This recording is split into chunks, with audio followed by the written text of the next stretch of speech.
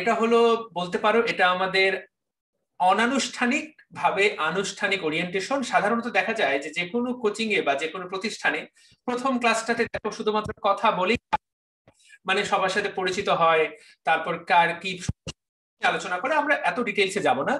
আমরা পথ চলতে চলতে তোমাদের সাথে, যেহেতু আমার 3 মাস ব্যাপী, 3 থেকে 3.5 মাস ব্যাপী অনেকগুলো ক্লাস পাবো, তোমার সমস্যাটা আমি ভালো করে বুঝতে পারবো। তখন আমি প্রত্যেকদিন অল্প অল্প করে শুনবো। প্রথম ক্লাসটা শুধু শুধু আমরা সময় নষ্ট করবো না। আমি মনে করি সময়ের অনেক বেশি দাম। এখন আমি নিব আমাদের কোর্সের কিভাবে আমরা পড়বো, আমি তোমাদের কাছ থেকে কি আশা করছি, তোমাদের আমার কাছ থেকে কি আশা করা উচিত, এবং এই কোর্সটা আলটিমেটলি কিভাবে করলে তুমি খুব লাভ করতে পারবা, আমরা মূলত সেটা নিয়ে আলোচনা করব। ওকে, ঠিক আছে। আমরা ঠিক এইভাবে ক্লাস করব। আশা করি আমার ভিডিও খুবই ক্লিয়ার, তোমাদের কাছে আমার কথা খুবই পরিষ্কার। এইভাবে ক্লাস করব। প্রথম কাজ হবে, যখন তুমি ক্লাস করবা তখন সকল ধরনের ডিস্ট্রাকশন মাথা থেকে সরিয়ে ফেলতে হবে। এবং আমি কিন্তু বলেছি যে আমাদের এখানে যে সময়টা তোমরা দিবা, এই 2 ঘন্টা হবে তোমার সেরা ইনভেস্টমেন্ট। এটা তখন হবে যখন তুমি পরিপূর্ণ মনোযোগ দিয়ে আমার ক্লাসটা করবা। তোমাদের কাছ থেকে আমি একটা জিনিসই শুধু চাইবো, সেটা হচ্ছে পরিপূর্ণ মনোযোগ। ক্লাসের মাঝখানে যখন আমি কাউকে কিছু জিজ্ঞাসা করব স্পেসিফিক, তখন তাকে সেই উত্তরটা দিতে হবে। এবং আমরা কিন্তু আজকে যেটা পড়াবো, পরের দিন ক্লাসের শুরুতে বা ক্লাসের শেষে আমরা কিন্তু সেটা পরীক্ষা নিব। পরীক্ষায় যদি খারাপ করো, আমরা কিন্তু কল দিয়ে বকাও দিতে পারি, তবে কল দিয়ে খোঁজ খবর নিব যে কেন পরীক্ষা খারাপ হলো। এখন আমরা 55টা চ্যাপ্টার আছে টোটাল ফিজিক্স, কেমিস্ট্রি, বায়োলজির। এই 55টা চ্যাপ্টারের মধ্যে 30টা চ্যাপ্টার আগামী 3 মাসে আমরা পড়ে একদম শেষ করে ফেলবো। শেষ মানে একদম পুরোপুরি ঝাঁঝরা করে ফেলতে হবে। তো আমি এইটুকু গ্যারান্টি দিতে পারি, কেউ যদি এই 2 ঘন্টা সময় মনোযোগ দেয়, তাহলে তার 70% পড়া এই ক্লাসেই হবে। পরবর্তীতে সে যখন বাসায় একা একা পড়বে, আরো 20% পড়া হয়ে যাবে। পরীক্ষাটা দিলে বাকি 10% হয়ে যাবে। পরবর্তীতে যত পড়বা তত সেই অধ্যায়ের উপর শার্পনেস বাড়বে। এখন সবার যেটা প্রশ্ন, ভর্তি পরীক্ষা কি শর্ট সিলেবাসে হবে কিনা, আমাকে যদি জিজ্ঞাসা করো, যুক্তি মতে শর্ট সিলেবাসে হওয়া উচিত। মেডিকেল ভর্তি পরীক্ষা অবশ্যই শর্ট সিলেবাসে হওয়া উচিত। তারপর আবার বলে নিচ্ছি, যদি লং সিলেবাসে হয়, পুরো সিলেবাসে হয়, চিন্তা করার কোনো কারণ নাই। আমরা মেইন সকল চ্যাপ্টার শেষ করে ফেলবো। যে চ্যাপ্টারগুলো বাকি থাকবে সেগুলো খুব দ্রুতই শেষ করা যাবে। তোমরা যারা এই প্রি মেডিকেল কোর্সে আছো, আমরা তোমাদেরকে এই চ্যাপ্টারগুলো শেষ করে দিব। তখন যে কোর্স থাকবে সেই কোর্সে তোমাদেরকে অ্যাড করে নেওয়া হবে। নাথিং টু ওরি। তবে এই 30টা চ্যাপ্টারের একটা কোনো কিছু, একটা পেজ তুমি জানবা না, একটা লাইন তুমি বুঝবা না, একটা জিনিস পারবা না, এই জিনিস যাতে না হয়। এইচএসসি পরীক্ষা কবে হবে তার কোনো গ্যারান্টি নাই।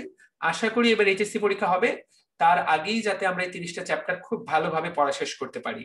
এবং খুব গুরুত্বপূর্ণ, আমি যা পড়াবো সেগুলোই ইনশাআল্লাহ মেডিকেলে আসবে, এবং সেগুলো থেকে এইচএসসির 80% এমসিকিউ ডিরেক্ট কমন আসবে। 20% শুধুমাত্র ম্যাথ পোর্শন গুলো আমরা আলোচনা করব না। ফিজিক্স এবং কেমিস্ট্রির ম্যাথ নিয়ে তুমি যদি আমাকে জিজ্ঞাসা করো, আমি পারি না পারি আমরা সেই আলোচনাতেই যাব না।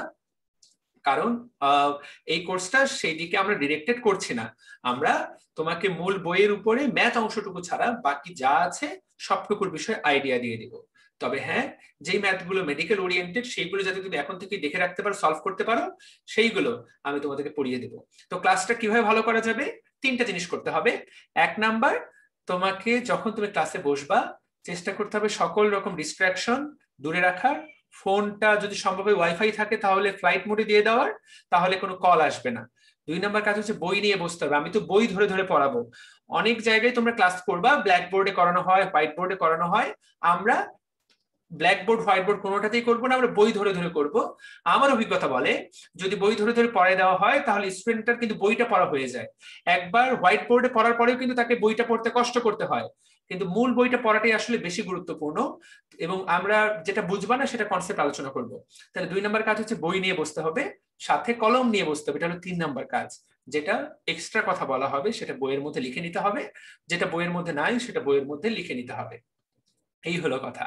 সবচেয়ে গুরুত্বপূর্ণ যেটা, আজকে প্রথম ক্লাস, আজকে এরকম কোনো কিছু নাই, কিন্তু নেক্সট ক্লাস, আজকে যেটা পড়ালাম সেটা আজকেই পড়ে ফেলতে হবে। নেক্সট ক্লাসে প্রিপারেশন নিয়ে ক্লাসে জয়েন করতে হবে আগের ক্লাসেরটা। তাহলে তুমি 30টা ক্লাসের পরে তোমরা নিজেরাই বলতে পারবা যে ভাইয়া আমাদের যথেষ্ট উপকার হয়েছে, আমার যে প্রিপারেশন ছিল তার চেয়ে যথেষ্ট পরিমাণে উপকার হয়েছে। ঠিক আছে? তো এইখানে আমার সাথে আমি অনেককে দেখতে পাচ্ছি। আমি বলবো হচ্ছে নিশাত মালিয়াকে কোন 3টা কাজ আমি করতে বললাম, দেখিও কি শুনছে।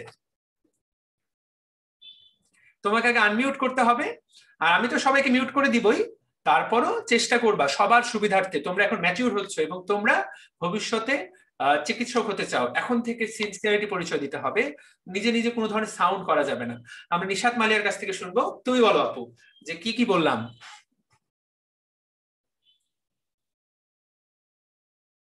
আনমিউট করে নাও মালিয়া। ভাইয়া ফার্স্টে কনসেন্ট্রেশন ঠিক রাখার জন্য আমাকে নিরিবিলি একটা জায়গায় বসতে হবে। সেকেন্ডলি আমাকে হাতে কলম রাখতে হবে এবং পাশে বই রাখতে হবে। Very good. আর পরবর্তী ক্লাসে জয়েন করার আগে?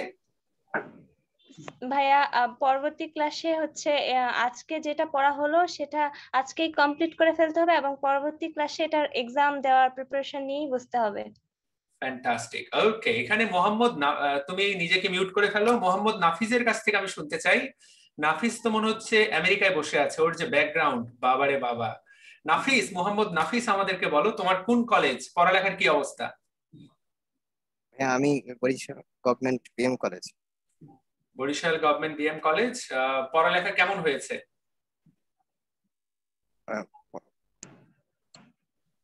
বলেন? শোনা যাচ্ছে? পড়ালেখা কেমন করছো গত 1 বছর লকডাউনে? লকডাউনের মধ্যে নিজে পড়ছি, হ্যাঁ নিজে পড়ছি কিছু, আর শেষ হয় নাই আর কি। আচ্ছা নাফিস, তুমি তো আমার ক্লাস করেছো কিনা জানি না, তুমি কি মনে করে ডিএমস ইউনিভার্সিটি কোর্সে জয়েন করো? তোমার আশাটা কি? তোমাদের আশাটা একটু শুনে নেই। আমি তো ডিএমসি ড্রিমার্স অ্যাপ ব্যবহার করি অনেকদিন আগে থেকে। আচ্ছা, পরীক্ষা দিছিলাম। তুমি ব্যবহার করো, তার মানে তুমি কিছুটা জানো, তাই তো? জি। এখানে ব্যবহার করে না, যেমন সাইফুল, তুমি কি ব্যবহার করতে? তুমি কেন কোর্সে জয়েন করছো? এই কোর্স থেকে তুমি কি আশা করতেছো? ভাইয়া আমি ইঞ্জিনিয়ারিং এর আশা করি, তারপর পাশাপাশি মেডিকেলটাও রাখতে চাচ্ছি আর কি। That's fine. ঠিক আছে। এখানে সোহানুর রহমান মিশর, এবার যে ফার্স্ট হয়েছে সে ছিল মিশরি। তোমার কোন আত্মীয় নাকি? সোহানুর রহমান মিশর কই গেলা? না ভাইয়া, আত্মীয় না। ওকে, তো দেখো এর একবার মিশরি ফার্স্ট হয়েছে, তুমি যদি এবার মেডিকেলে ফার্স্ট হয়ে যাও তাহলে সবাই সবার বাচ্চার নাম দেখবা যে মিশর, ইজিপ্ট এগুলো রাখা শুরু করবে, ভাবে যে এই নামের জন্য ফার্স্ট হচ্ছে। পড়ালেখা করছো ভাইয়া? জি ভাইয়া, মোটামুটি। ওকে, আমরা ওকে ঠিক আছে। কারো কোনো প্রশ্ন আছে? যারা ক্লাসে জয়েন করেছে 93 জন, কারো কোনো প্রশ্ন আছে? না থাকলে আমরা আমাদের মূল পড়ায় চলে যাব, এবং পড়ার পরে একটা মাঝখানে একটা ছোট ব্রেক দিব, সেটা ঠিক আছে, কিন্তু পড়া শুরু করলে আর মাঝখানে থামবো না। কারো কোনো প্রশ্ন আছে কিনা? কেউ কিছু বুঝতে পারছো না বা কোনো প্রসেস সম্পর্কে বোঝার অসুবিধা আছে কিনা? আমাদের এই ডেইলি এক্সাম সেটা কি অ্যাপই হবে নাকি? না, অ্যাপেরটা আমরা চেষ্টা করছি, অ্যাপেরটা এখন আমরা ইন্টিগ্রেশন করে শেষ করতে পারিনি, এটা নতুন ফিচার। আপাতত আমরা টেস্ট মজ বলে একটা ওয়েবসাইট আছে, সেটার মাধ্যমে নিব, খুব সহজ, অ্যাপের মতোই, বা গুগল ফর্মের মাধ্যমে নিব, আমরা জানিয়ে দিব, এটা সহজ, তোমাদের জন্য ব্যাপারটা সহজ হবে, চিন্তা করার কোনো কারণ নাই। ওকে, তাহলে আমরা, হ্যাঁ বলো। আমি ফোন থেকে কানেক্ট হতে পারছি না। তাহলে তুমি কানেক্ট হলে কিভাবে? পিসি থেকে। পিসি থেকে কানেক্ট হও, সমস্যা কি? ফোন থেকে কেন হচ্ছে না বলতে পারবো না। আমার এক ফ্রেন্ড বলল যে কানেক্ট হতে পারতেছে না। ভাইয়া পিসি থেকে যখন ভাইয়া কাজ করবে, আমরা তো ফোন থেকে কানেক্ট হতে পারলাম। ফোন থেকে কানেক্ট না হতে পারলে তোমার ফোনে বোধহয় জুম অ্যাপ নাই। জুম অ্যাপ আছে? হ্যাঁ ভাইয়া আছে। তাহলে তো কানেক্ট হতে পারার কথা আপু। ভাই জুম অ্যাপ আপডেট দিতে হয়, আর নাহলে কাজ হয় না। আমি অনেকক্ষণ চেষ্টা করছি। কি করতে হয়? আপডেট দিতে হয়।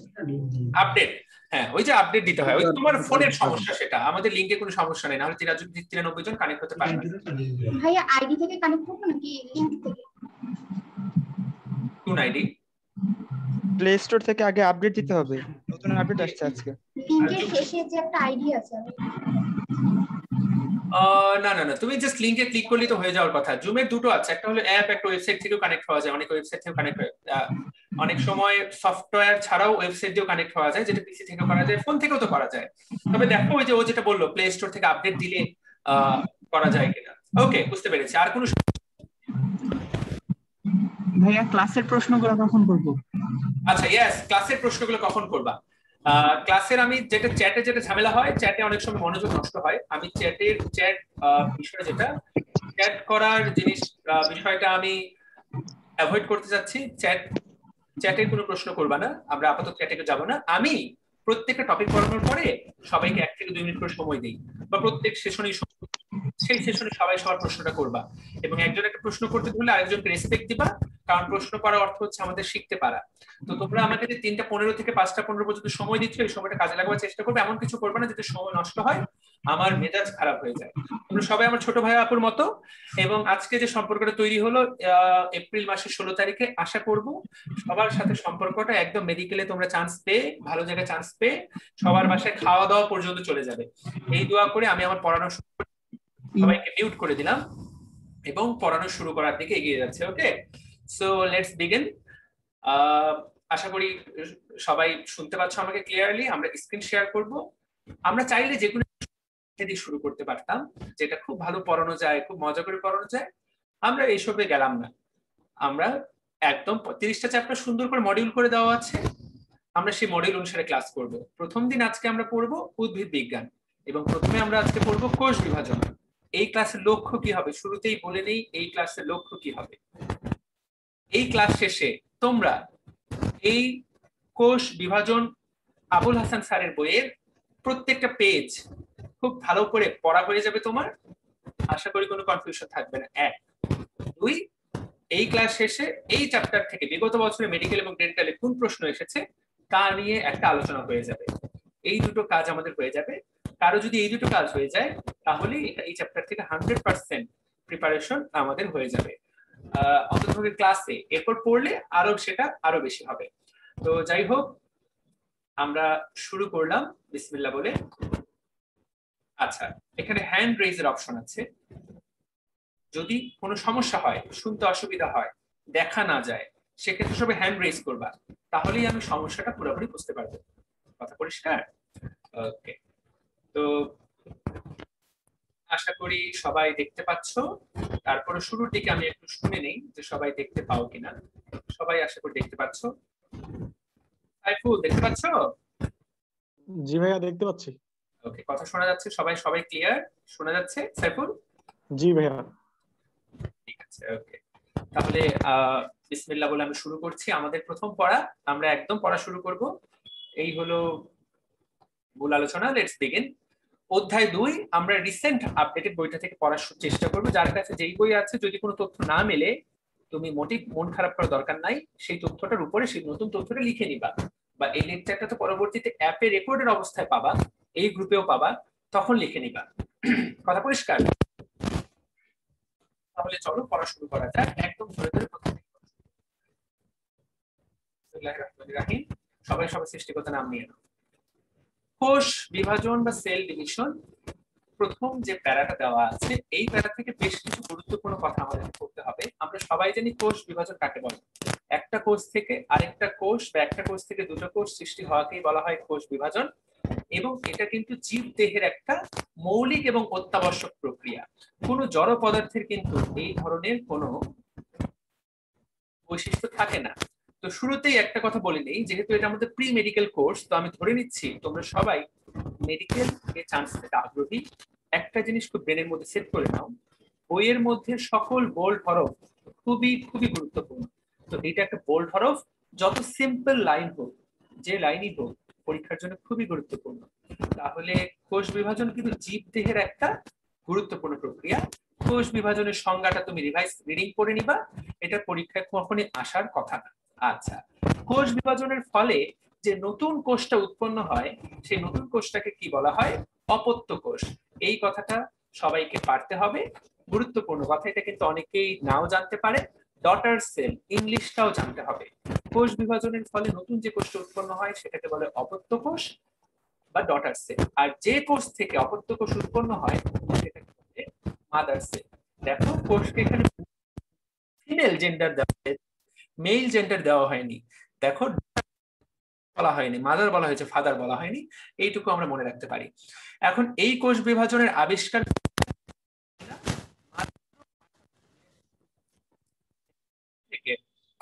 150 বছর আগে এই আবিষ্কারটা করেছেন প্রথম ওয়াল্টার ফ্লেমিং। সানজিদুল ইসলাম হাত তুলেছো, যদি সাউন্ড সমস্যা না হয় তোমার প্রশ্নটা আমরা পরে নিব। ওকে, এবং ওয়াল্টার ফ্লেমিং নামটা পরীক্ষার জন্য খুবই খুবই গুরুত্বপূর্ণ। প্রথম পেজ থেকে একটা নাম মনে রাখতে হবে, must to know Walter Fleming. তোমরা আমাদের কাছ থেকে আবার আমরা তোমাদেরকে নোট প্রোভাইড করব, এবং এই নোট এর মধ্যে সবগুলো বৈজ্ঞানিক নাম, সবগুলো বিজ্ঞানীর নাম সুন্দর করে গুছিয়ে দেওয়া থাকবে। নোটগুলো তৈরি হচ্ছে খুব দ্রুত, আগামী কয়েক ক্লাসের মধ্যেই তুমি নোট পেয়ে যাবা এই চ্যাপ্টারের উপরে। বই তো পড়বাই, রিভাইজ করার জন্য সেই নোটটা আরো বেশি তোমাদেরকে সাহায্য করবে। ওকে, কারো কোনো সমস্যা? সবাই শুনতে পাচ্ছ? দু একজন রেসপন্স করো। জি ভাইয়া শোনা যাচ্ছে। জি ভাইয়া শোনা যাচ্ছে ঠিকঠাক। আমার মেসেজ ক্লিয়ারলি পৌঁছাচ্ছে কিনা, আমি যেটা বলার চেষ্টা করতেছি? মাঝে মাঝে ভাই আটকে যায় কথাগুলো। বাকিদেরও কি আটকে যাচ্ছে? জি ভাইয়া মাঝে মাঝে প্রবলেম হচ্ছে। আচ্ছা, সবাই ভিডিও অফ করছো কিনা? ভিডিও অফ করো, সবার ভিডিও অফ করো। জি জি ভিডিও অফ করে তবু আটকে যাচ্ছে মাঝে মাঝে। না, সবার ভিডিও অফ করো, সবার, সেজন্য আটকে যাচ্ছে।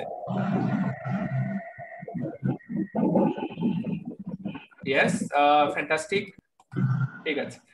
শুধু প্রথম শুরু 2-3 মিনিট 5 মিনিট ভিডিও অন রাখবা, পরবর্তী সব ভিডিও অফ করে, এবার আর আটকে যাবে না।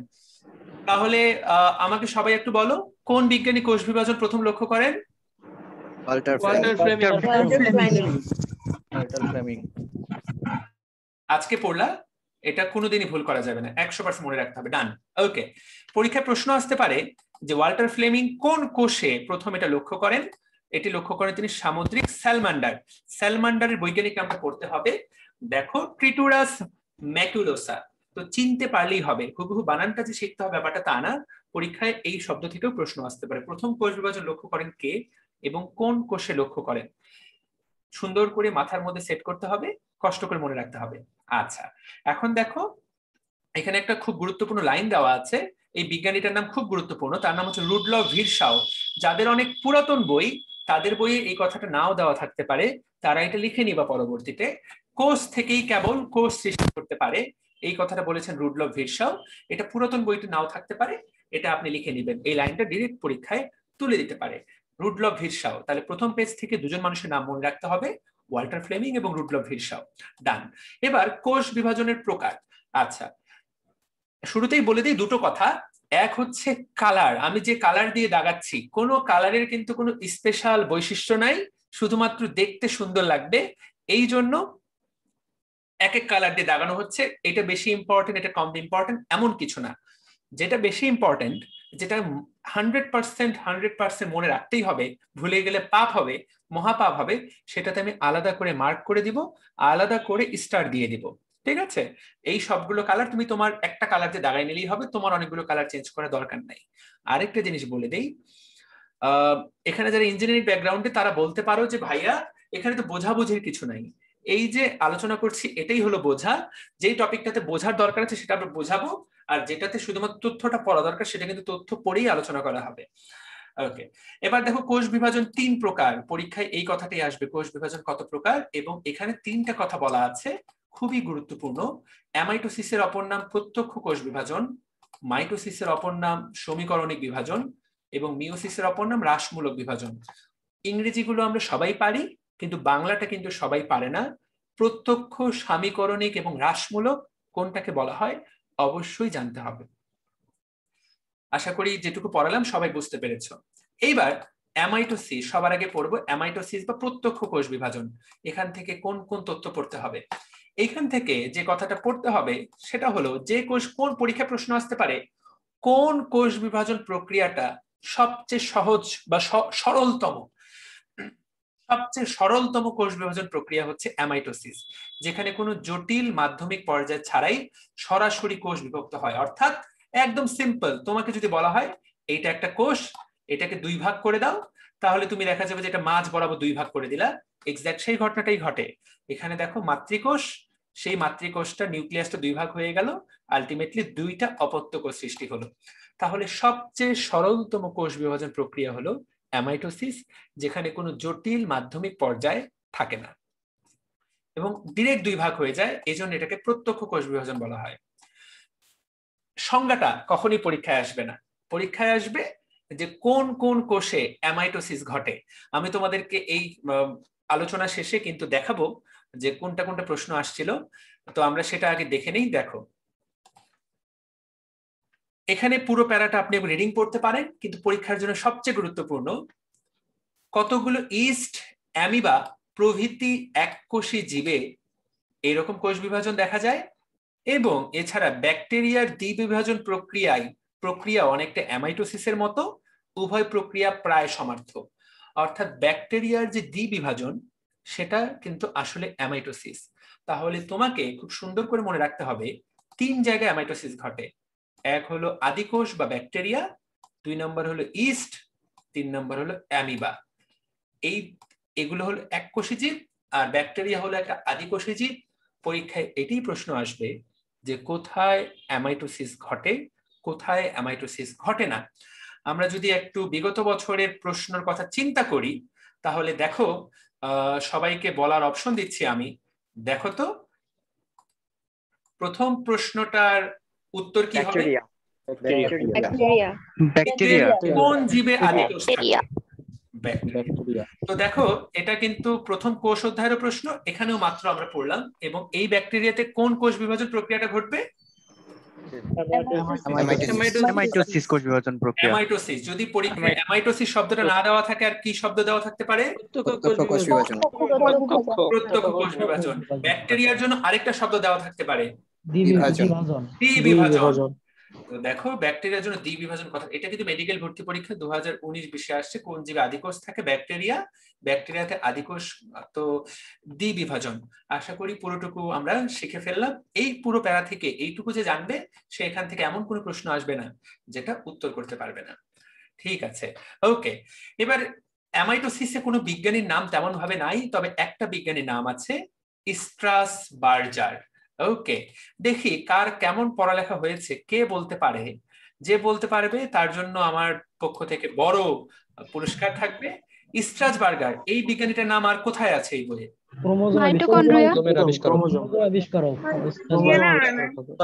ফ্যান্টাস্টিক। সবচেয়ে মাইটোকন্ড্রিয়াতে সবচেয়ে বেশি আছে। ইয়েস, মাইটোকন্ড্রিয়ার আবিষ্কারের মধ্যে স্ট্রাসবার্জারের নাম দেওয়া আছে, ক্রোমোজোমের ওখানে থাকতে পারে। ফ্যান্টাস্টিক। কে উত্তর দিলে বুঝতে পারলাম না, খুবই ভালো। যারা পড়ালেখা করেছো খুব ভালো, যারা করো নাই শুনে রাখো, এটাকে আমরা আবার পাবো। ওকে, স্ট্রাসবার্গার একটা কথা বলেছেন, লাইনটা জাস্ট রিডিং করে নিবা। সেটা হচ্ছে অ্যামাইটোসিস প্রক্রিয়া থেকেই পরবর্তীতে উন্নত কোষ বিভাজন পদ্ধতির উৎপত্তি হয়েছে, এই কথাটা তিনি বলেছেন। তো এইরকম লাইন তুলে দিতে পারে যে এই কথাটা কে বলেছেন। আরেকটা লাইন এখান থেকে আসতে পারে, সেটা হচ্ছে এককোষী জীবের বংশবৃদ্ধির প্রক্রিয়ার নাম কি? অ্যামাইটোসিস। এককোষী জীব কিন্তু মূলত এই অ্যামাইটোসিস প্রক্রিয়াতেই বংশ বিস্তার করে। এইটুকু কথা যাতে আমরা অবশ্যই মনে রাখি। ওকে, ঠিক আছে। আমি শুরুতে তোমাদেরকে একটু বলতে চাই, আমাদের পড়ার স্টাইলটা কি বুঝতে পেরেছো? জি ভাইয়া, বুঝতে পারছি। এই বিষয়ে কি কারো কোনো কমপ্লেইন আছে? স্টাইলটা খারাপ হচ্ছে? না ভাইয়া, এটা বেশি ইফেক্টিভ। Thank you. বইটা পড়া হয়ে গেল? বই দাগাচ্ছ কিনা? জি ভাইয়া, দাগাচ্ছি। ওকে, দেখো আমি কোনোটা স্টার দেইনি, এবার একটা স্টার দিচ্ছি। এই লাইনটাতে স্টার দিয়ে দাও। ইস্ট, অ্যামিবা, ব্যাকটেরিয়া, এই তিনটা জিনিসের পাশে 7 স্টার দাও। প্রশ্ন আসবে কোথায় কোথায় অ্যামাইটোসিস ঘটে, এই লাইন থেকে সবচেয়ে বেশি প্রশ্ন আসার সম্ভাবনা সবচেয়ে বেশি। এখানে 7 স্টার দিয়ে দাও। ওকে, এবার মাইটোসিস বা সামীকরণিক কোষ বিভাজন। মাইটোসিস বা সামীকরণিক কোষ বিভাজন, হেডলাইনটা সবার আগে পড়বা। ইংলিশটাও পরীক্ষার জন্য খুবই গুরুত্বপূর্ণ। সামীকরণিকের ইংলিশ হচ্ছে ইকুয়েশনাল। ইকুয়েশন শব্দের অর্থ সমীকরণ, অর্থাৎ সমান। ইকুয়েশনে সবসময় সমান চিহ্ন দেওয়া থাকে। আমরা যাতে হেডলাইন থেকে ইংলিশটাও মনে রাখি। এবারকার মেডিকেল ভর্তি পরীক্ষায় কিন্তু অনেকগুলো ছোট ভাই আপু কষ্ট পেয়েছে শুধু ইংরেজি টার্মটা জানতো না বলে। প্রশ্নটা হয়েছে বাংলায়, অপশনগুলো দেওয়া ইংলিশে। এইটা পারার জন্য ইংলিশটা এখন থেকে গুরুত্বপূর্ণ মনে রাখতে হবে। আচ্ছা, এখান থেকে সবার আগে আমরা কি মনে রাখবো, খুব গুরুত্বপূর্ণ তথ্য, সেটা হচ্ছে একটা কোষের মধ্যে আমরা জানি যে একটা কোষের মধ্যে নিউক্লিয়াস থাকে এবং নিউক্লিয়াসের বাইরে যা থাকে সেটাকে বলে সাইটোপ্লাজম। এটা যদি একটা কোষ হয়, এটা যদি তার নিউক্লিয়াস হয়, এইটুকু হচ্ছে তার সাইটোপ্লাজম।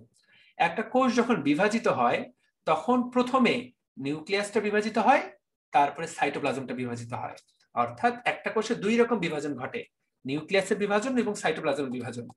এক্ষেত্রে নিউক্লিয়াসের যে বিভাজন, সেই বিভাজনটাকে বলা হয় ক্যারিওকাইনেসিস। নিউক্লিয়াসের বিভাজনকে বলা হয় ক্যারিওকাইনেসিস। ক্যারিও শব্দের অর্থ নিউক্লিয়াস, সবাই বইয়ের মধ্যে লিখে রাখো।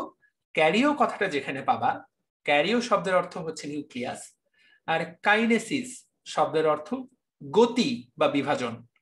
গতিও বোঝানো হয়, বিভাজনও বোঝানো হয়। তাহলে ক্যারিওকাইনেসিস শব্দের অর্থ নিউক্লিয়াসের বিভাজন, আর সাইটোপ্লাজমের বিভাজনকে বলা হয় সাইটোকাইনেসিস। খুব মজার ব্যাপার, তোমাদেরকে যদি আমি বিগত বছরের প্রশ্ন দেখাই, মেডিকেল ভর্তি পরীক্ষা 2005 এবং 2019, দেখো তো আমি মাত্র যেটা পড়ালাম সেটাই পরীক্ষায় আসছে। মাইটোসিসে কোষের ভিতরে নিউক্লিয়াসের বিভাজনকে কি বলে? 2019 সাল, মানে গত বছরও কিন্তু এই প্রশ্নটা আসছে, রিপিট হয়েছে, খেয়াল করো। তাহলে 2005-এও আসছিল। এবং তোমরা, মজার বিষয় হচ্ছে এটা শুধুমাত্র 2000, এই প্রশ্নটা ডেন্টালেও আসছে। আমরা আরো যে প্রশ্নগুলো বানিয়েছি, এই যে লেকচার নোটটা দেখাচ্ছে, এটা আমরা একটু পরে ফেসবুক গ্রুপে আপলোড দিয়ে দিব। খুব সুন্দর করে এই অধ্যায়ের বিগত বছর প্রশ্নগুলো দেওয়া আছে, তৈরি করা আছে, শুধুমাত্র এটা দেখে নিবে একবার, তাহলেই হয়ে গেল। ওকে, আচ্ছা, তো শিখে ফেললাম এটা আমরা ক্যারিওকাইনেসিস, সাইটোকাইনেসিস। আশা করি পারবা। মূল কথাগুলোই আমি শুধু পড়াবো, সেগুলোই আসবে। যে কোষ বিভাজন প্রক্রিয়ায় নিউক্লিয়াস এবং ক্রোমোজোম একবার করে বিভাজিত হয় তাকে বলা হয় মাইটোসিস কোষ বিভাজন। আমরা যখন মিওসিস দেখব, তখন সেখানে বলা হবে নিউক্লিয়াসটা 2 বার কিন্তু ক্রোমোজোমটা 1 বার বিভাজিত হয়। যেহেতু ক্রোমোজোমটা 1 বার বিভাজিত হয়, তখন কিন্তু ক্রোমোজোম সংখ্যা অর্ধেক হয়ে যায়। মাইটোসিসের সাথে মিওসিসের এটাই সবচেয়ে বড় পার্থক্য। এখানে নিউক্লিয়াসও 1 বার বিভাজিত হয়, ক্রোমোজোমও 1 বার বিভাজিত হয়। এর ফলে যে বাচ্চা ক্রোমোজোমগুলো উৎপন্ন হয়, সেটা সম আকৃতি এবং সমগুণ সম্পন্ন অপত্য নিউক্লিয়াস সৃষ্টি হয়। এবার একটা মজার জিনিস আমি তোমাদের সাথে আলোচনা করতে চাই, দেখি এটা কে পারো। আমরা হোয়াইট স্ক্রিন শেয়ার করছি, আশা করি সবাই হোয়াইট স্ক্রিন দেখতে পাচ্ছ। দেখতে পাচ্ছ তো নাকি? জি ভাইয়া। প্রশ্ন না করলে কেউ কথা বলো না। আমি একটা জিনিস, একটা প্রবলেম দিচ্ছি, দেখি এটা কে উত্তর দিতে পারে। ধরো এটা মাইশার একটা কোষ। আশা করি এখানে মাইশা আমাদের এখানে উপস্থিত আছে। মাইশা নামে আমার প্রত্যেক ক্লাসে কিছু না কিছু স্টুডেন্ট মাইশা নামে থাকে। সাদিয়া এবং মাইশা এরা কোনো নাম না, এরা হলো একটা কমিউনিটি। তো ধরো এটা মাইশার একটা কোষ। এই মাইশার কোষের মধ্যে এটা হলো একটা নিউক্লিয়াস। এই নিউক্লিয়াসের ভেতরে 46টা ক্রোমোজোম থাকে। তোমরা তো আশা করি জানো মানুষের নিউক্লিয়াসে কয়টা ক্রোমোজোম থাকে? 46টা। এবার 46টি। এইবার তোমরা আমাকে বুদ্ধি করে বলো যে এই কোষে যদি মাইটোসিস কোষ বিভাজন হয়, তাহলে পরবর্তীতে কয়টা কোষ উৎপন্ন হবে? একটা থেকে দুইটা। দুইটা। ওকে, এখন এই যে তোমরা তো ক্লাস 9-10-এ পড়ে এসেছো। এখন এই যে কোষ দুটো উৎপন্ন হবে, এইগুলোতে কি ধরনের কয়টা করে ক্রোমোজোম থাকবে? 23টা করে।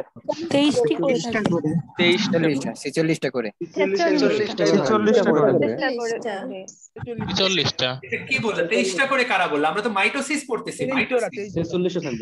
তাহলে মাইটোসিস কোষ বিভাজন সেই কোষ বিভাজন প্রক্রিয়া যেখানে অপত্য কোষেও মাতৃকোষের সমান সংখ্যক ক্রোমোজোম তৈরি হয়।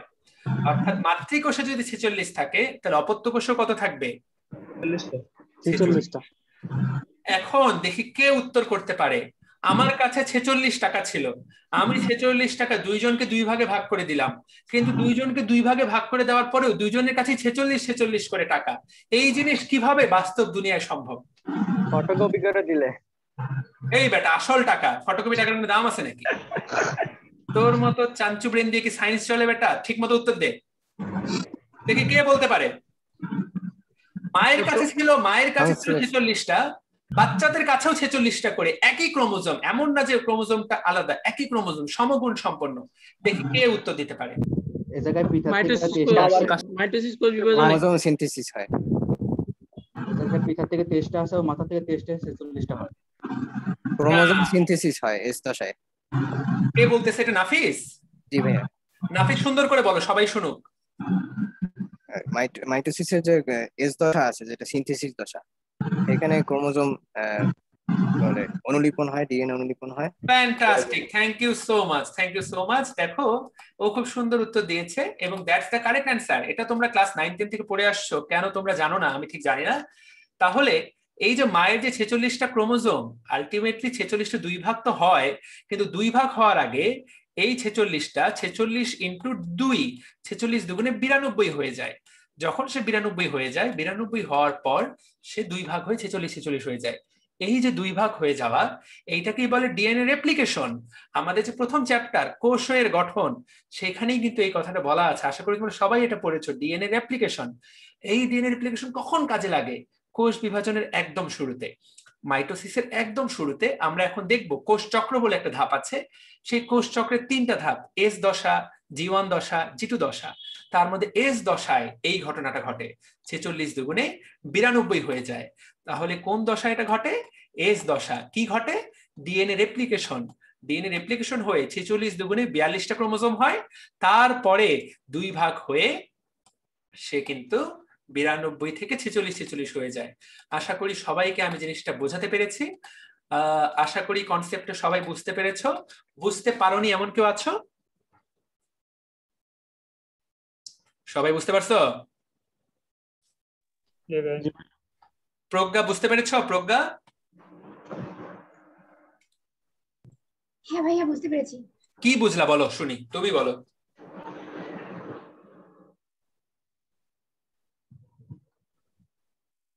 কি বুঝালাম? তুমি কি হারাই গেলে নাকি? আচ্ছা, এস এম ফেরদৌস, ছোট ভাই বলো তো কি বুঝলা, কি বুঝাইলাম? জি ভাই, এখানেও বোঝানো হয়েছে যে মানে মাইটোসিস কোষ বিভাজনের ক্ষেত্রে মানে 46টা 46টা 96টা এটা হচ্ছে ডিএনএ রেপ্লিকেশনের মানে এস দশায় এটা তো ভাগ হয়ে যায়, এটা ডিএনএ প্রতিফলন করে সংখ্যাটা 23 এসে পড়ে। সে সময় মাতৃকোষ।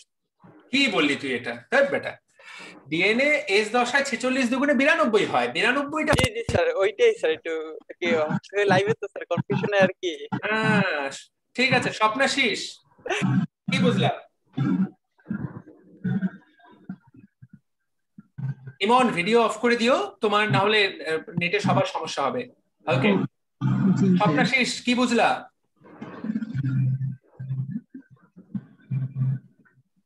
আচ্ছা, কথা বলতেছে না। ছোট আপুদেরকে জিজ্ঞাসা করি, সোমাইয়া আল সাদিয়া, সাদিয়া আমাকে বলো কি বুঝাইলাম?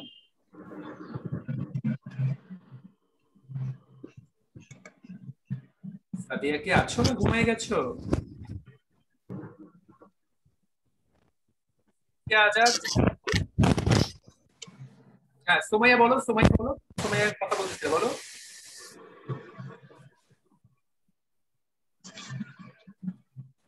কি ব্যাপার, তোমাদেরকে জিজ্ঞাসা করে কিছুই বলতে পারো না। ঠিক আছে, আমি আর বলো, সোমাইয়া বলো। না, সোমাইয়াকে আর সময় দিচ্ছি না আমি। আশা করি মেসেজটা ক্লিয়ার। কি ঘটনা ঘটে? এটা হলো মাইটোসিসে ঘটে। ওকে, এখন এখান থেকে কি পড়বো আমরা? দেখো, কোষ বিভাজন প্রথম দেখতে পেয়েছিলেন কিন্তু ওয়াল্টার ফ্লেমিং, কিন্তু এখানে বলা হয়েছে বিজ্ঞানী স্লাইখার, তিনি কিন্তু প্রথমবারের মতো নিউক্লিয়াসের বিভাজন দেখতে পান এবং তিনি এর নাম দিয়েছিলেন ক্যারিওকাইনেসিস। এই মানুষটার নামও কষ্ট করে মনে রাখতে হবে। অলরেডি এই ছোট্ট বয়সে তোমার কিন্তু 4টা বিজ্ঞানীর নাম মনে রাখতে হবে, কষ্ট করে মনে রাখতে হবে, মনে না রাখতে কোনো উপায় নেই। এবং ওয়াল্টার ফ্লেমিং পরবর্তীতে নাম দেন মাইটোসিস। ফ্লেমিং কিন্তু এই মানুষটা বেশ কিছু গুরুত্বপূর্ণ নাম দিয়ে গেছেন। তিনি কোষ বিভাজন প্রথম দেখেছেন এবং তিনি কিন্তু মাইটোসিস নামটা প্রথম দিয়েছেন। কিন্তু পরীক্ষা যদি প্রশ্ন আসেন মাইটোসিস কোষ বিভাজন প্রথম দেখেছেন কে, উত্তর হবে স্লাইখার। যদি প্রশ্ন আসে নাম দিয়েছেন কে, উত্তর হবে ওয়াল্টার ফ্লেমিং। আশা করি পরিষ্কার। ওকে, এখান থেকে আরেকটা ছোট্ট জিনিস আমি পড়িয়ে দিচ্ছি, এই যে মাত্র এই লাইনটা তোমরা পড়ে ফেলবা। যেহেতু মাতৃকোষ এবং অপত্য কোষের ক্রোমোজোম সংখ্যা সমান থাকে, এই জন্য এটাকে ইকুয়েশনাল বা সমীকরণিক কোষ বিভাজন বলা হয়। এটা তোমার জ্ঞানমূলক প্রশ্ন আসতে পারে। তুমি যখন এইচএসসি পরীক্ষা অংশ নিবা, ক নাম্বারে যে জ্ঞানমূলক প্রশ্ন বা জ্ঞানমূলক 2 নাম্বার থাকে, সেই 2 নাম্বারে কিন্তু এই প্রশ্নটা আসতে পারে, কেন এটাকে ইকুয়েশনাল বা সমীকরণিক বিভাজন বলা হয়। তখন কিন্তু এই 2টা শব্দ ভালো করে লিখতে হবে। কোন 2টা শব্দ? একটা হলো মাতৃকোষ, আরেকটা হলো অপত্য কোষ। মাতৃকোষের ক্রোমোজোম সংখ্যা এবং অপত্য কোষের ক্রোমোজোম সংখ্যা এবং গুণাগুণ হুবহু একই রকম থাকে, সেই জন্য এটাকে সমীকরণিক কোষ বিভাজন বলা হয়। আশা করি বোঝাতে পেরেছি। এইবার মাইটোসিস কোথায় ঘটে? মনে রাখতে হবে দুনিয়ার সকল কোষেই মাইটোসিস ঘটে, একমাত্র যে কোষটাতে মাইটোসিস ঘটে না সেই কোষটার নাম হলো জনন মাতৃকোষ। আমি কিন্তু একটা করে সবাইকে জিজ্ঞাসা করব, একমাত্র যে কোষে মাইটোসিস ঘটে না মিওসিস ঘটে সেই কোষটার নাম হলো জনন মাতৃকোষ। জনন মাতৃকোষ ছাড়া পৃথিবীর সকল কোষে মাইটোসিস কোষ বিভাজন ঘটে উন্নত প্রাণীর ক্ষেত্রে। তাহলে দেখো দৈহিক কোষে ঘটে, আমাদের দেহের প্রত্যেকটা কোষই দৈহিক কোষ, একমাত্র জনন মাতৃকোষটা হলো বিশেষভাবে রূপান্তরিত জনন কোষ। আচ্ছা দেখেছি 96 জন ক্লাস করছে, কে উত্তর দিতে পারবে আমাকে যে জনন কোষে কোন বিভাজন ঘটে? মিওসিস। মিওসিস কোষ বিভাজন। জনন কোষে অ্যামাইটোসিস না মাইটোসিস ঘটে। মাইটোসিস আর জনন মাতৃকোষে হচ্ছে মিওসিস। জনন কোষে কোন বিভাজন ঘটে? মাইটোসিস কোষ বিভাজন ঘটে। আমি যদি সবাইকে এখন মার্ক দিতাম তাহলে সবাইকে একটা বড় 0 দিতাম, কারণ সবাই 0 পেয়েছো। একজনের উত্তরটা ঠিক হয় নাই, সবার উত্তর 100 ভুল, 100% ভুল। জনন কোষ শুক্রাণু এবং ডিম্বাণুতে কোনো কোষ বিভাজনই ঘটে না। জনন কোষ এমন একটা কোষ যেখানে কোনো কোষ বিভাজন ঘটে না। জনন মাতৃকোষ থেকে মিওসিসের ফলে জনন কোষের জন্ম হয়, যে আর পরবর্তীতে কোনো কোষ বিভাজন প্রক্রিয়ার মধ্য দিয়েই যায় না। পরীক্ষায় কি আসছে খেয়াল করতে হবে, নিচের কোনটিতে কোষ বিভাজন ঘটে না। অপশনে যদি জনন কোষ থাকে জনন কোষ দাগাইতে হবে। ভুলটা কি ভাঙাতে পারলাম সবার? জি ভাইয়া। নিষেক ঘটে না। জনন কোষে কে বলতেছে এখন মিওসিস ঘটে? কোথায় লেখা আছে জনন কোষে মিওসিস ঘটে? নিষেক দুইটা জনন কোষের মধ্যে নিষেক ঘটে না। এই বেটা ওটা কি কোষ বিভাজন নাকি যুক্ত হচ্ছে? যোগ আর মাইনাস বুঝো না, কি বলো বোকা নাকি? তাহলে জনন কোষে কোনো কোষ বিভাজন কি ঘটে? Thank you so much. তাহলে জনন কোষে কোনো কোষ বিভাজন ঘটে না, জনন মাতৃকোষে মিওসিস কোষ বিভাজন ঘটে। বাকি সকল কোষে কি ঘটবে? যা থাকবে এখানে যা আছে সুন্দর করে রিডিং করে নিবা। সকল কোষ, জীবদেহের সকল অঙ্গ প্রত্যঙ্গ মাইটোসিস কোষ বিভাজন প্রক্রিয়ারই ফল, এই লাইনটা দিয়ে দিতে পারে। এবং মনে রাখবো জননাঙ্গ যে তৈরি হয় সেই জননাঙ্গের গঠন এবং বৃদ্ধিও কিন্তু মাইটোসিসের ফলেই ঘটে। আশা করি জিনিসটা ক্লিয়ার করতে পারলাম।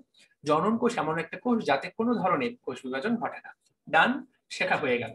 এইবার মাইটোসিসের বৈশিষ্ট্য, সুন্দর করে বৈশিষ্ট্যগুলো পড়িয়ে দিচ্ছি, বুঝিয়ে দিচ্ছি, বুঝলেই উত্তর করা যাবে। মাইটোসিস কোষ বিভাজন প্রক্রিয়ায় দেখো ক্রোমোজোম গুলা বিভক্ত হয় ক্রোমাটিডে। আমি আর জিজ্ঞাসা করব না, অনেকেই পারো এটা, অনেকেই পারো না। আমি শুধু বুঝিয়ে দিতে চাই তোমাদেরকে।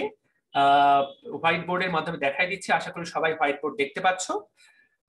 এখানে একটা জিনিস একটু সবাই খেয়াল করো, ক্রোমাটিন কাকে বলে, ক্রোমোজোম কাকে বলে, ক্রোমাটিড কাকে বলে। আমি আজকে পড়াচ্ছি, পরের ক্লাসে কিন্তু জিজ্ঞাসা করব। যখন নিউক্লিয়াসের মধ্যে, মনে করি এটা একটা নিউক্লিয়াস, এটা একটা নিউক্লিয়াস, এই নিউক্লিয়াসের মধ্যে যখন পেঁচানো অবস্থায় থাকে, এই পেঁচানো অবস্থাটাকে বলে ক্রোমাটিন, দন্তন্য, শেষে দন্তন্য। যখন কোষ বিভাজন শুরু হয় তখন এই ক্রোমাটিন গুলা আস্তে আস্তে খাটো এবং মোটা হতে থাকে, এবং খাটো মোটা হতে হতে একসময় দেখতে এইরকম হয়, ডাম্বেলের মতো। যখন এরকম ডাম্বেলের মতো হয় তখন এই জিনিসটাকে বলে ক্রোমোজোম। তাহলে ডাম্বেলের মতো আকারটাকে বলা হয় ক্রোমোজোম।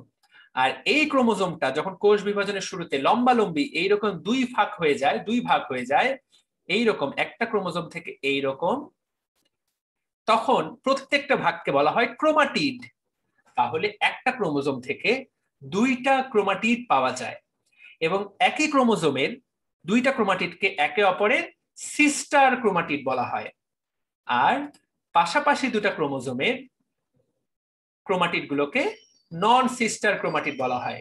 তাহলে এই নীলটা আর এই লালটা একে অপরের নন সিস্টার ক্রোমাটিড, কিন্তু এই নীলটা এবং লালগুলো নিজেদের মধ্যে তারা সিস্টার ক্রোমাটিড।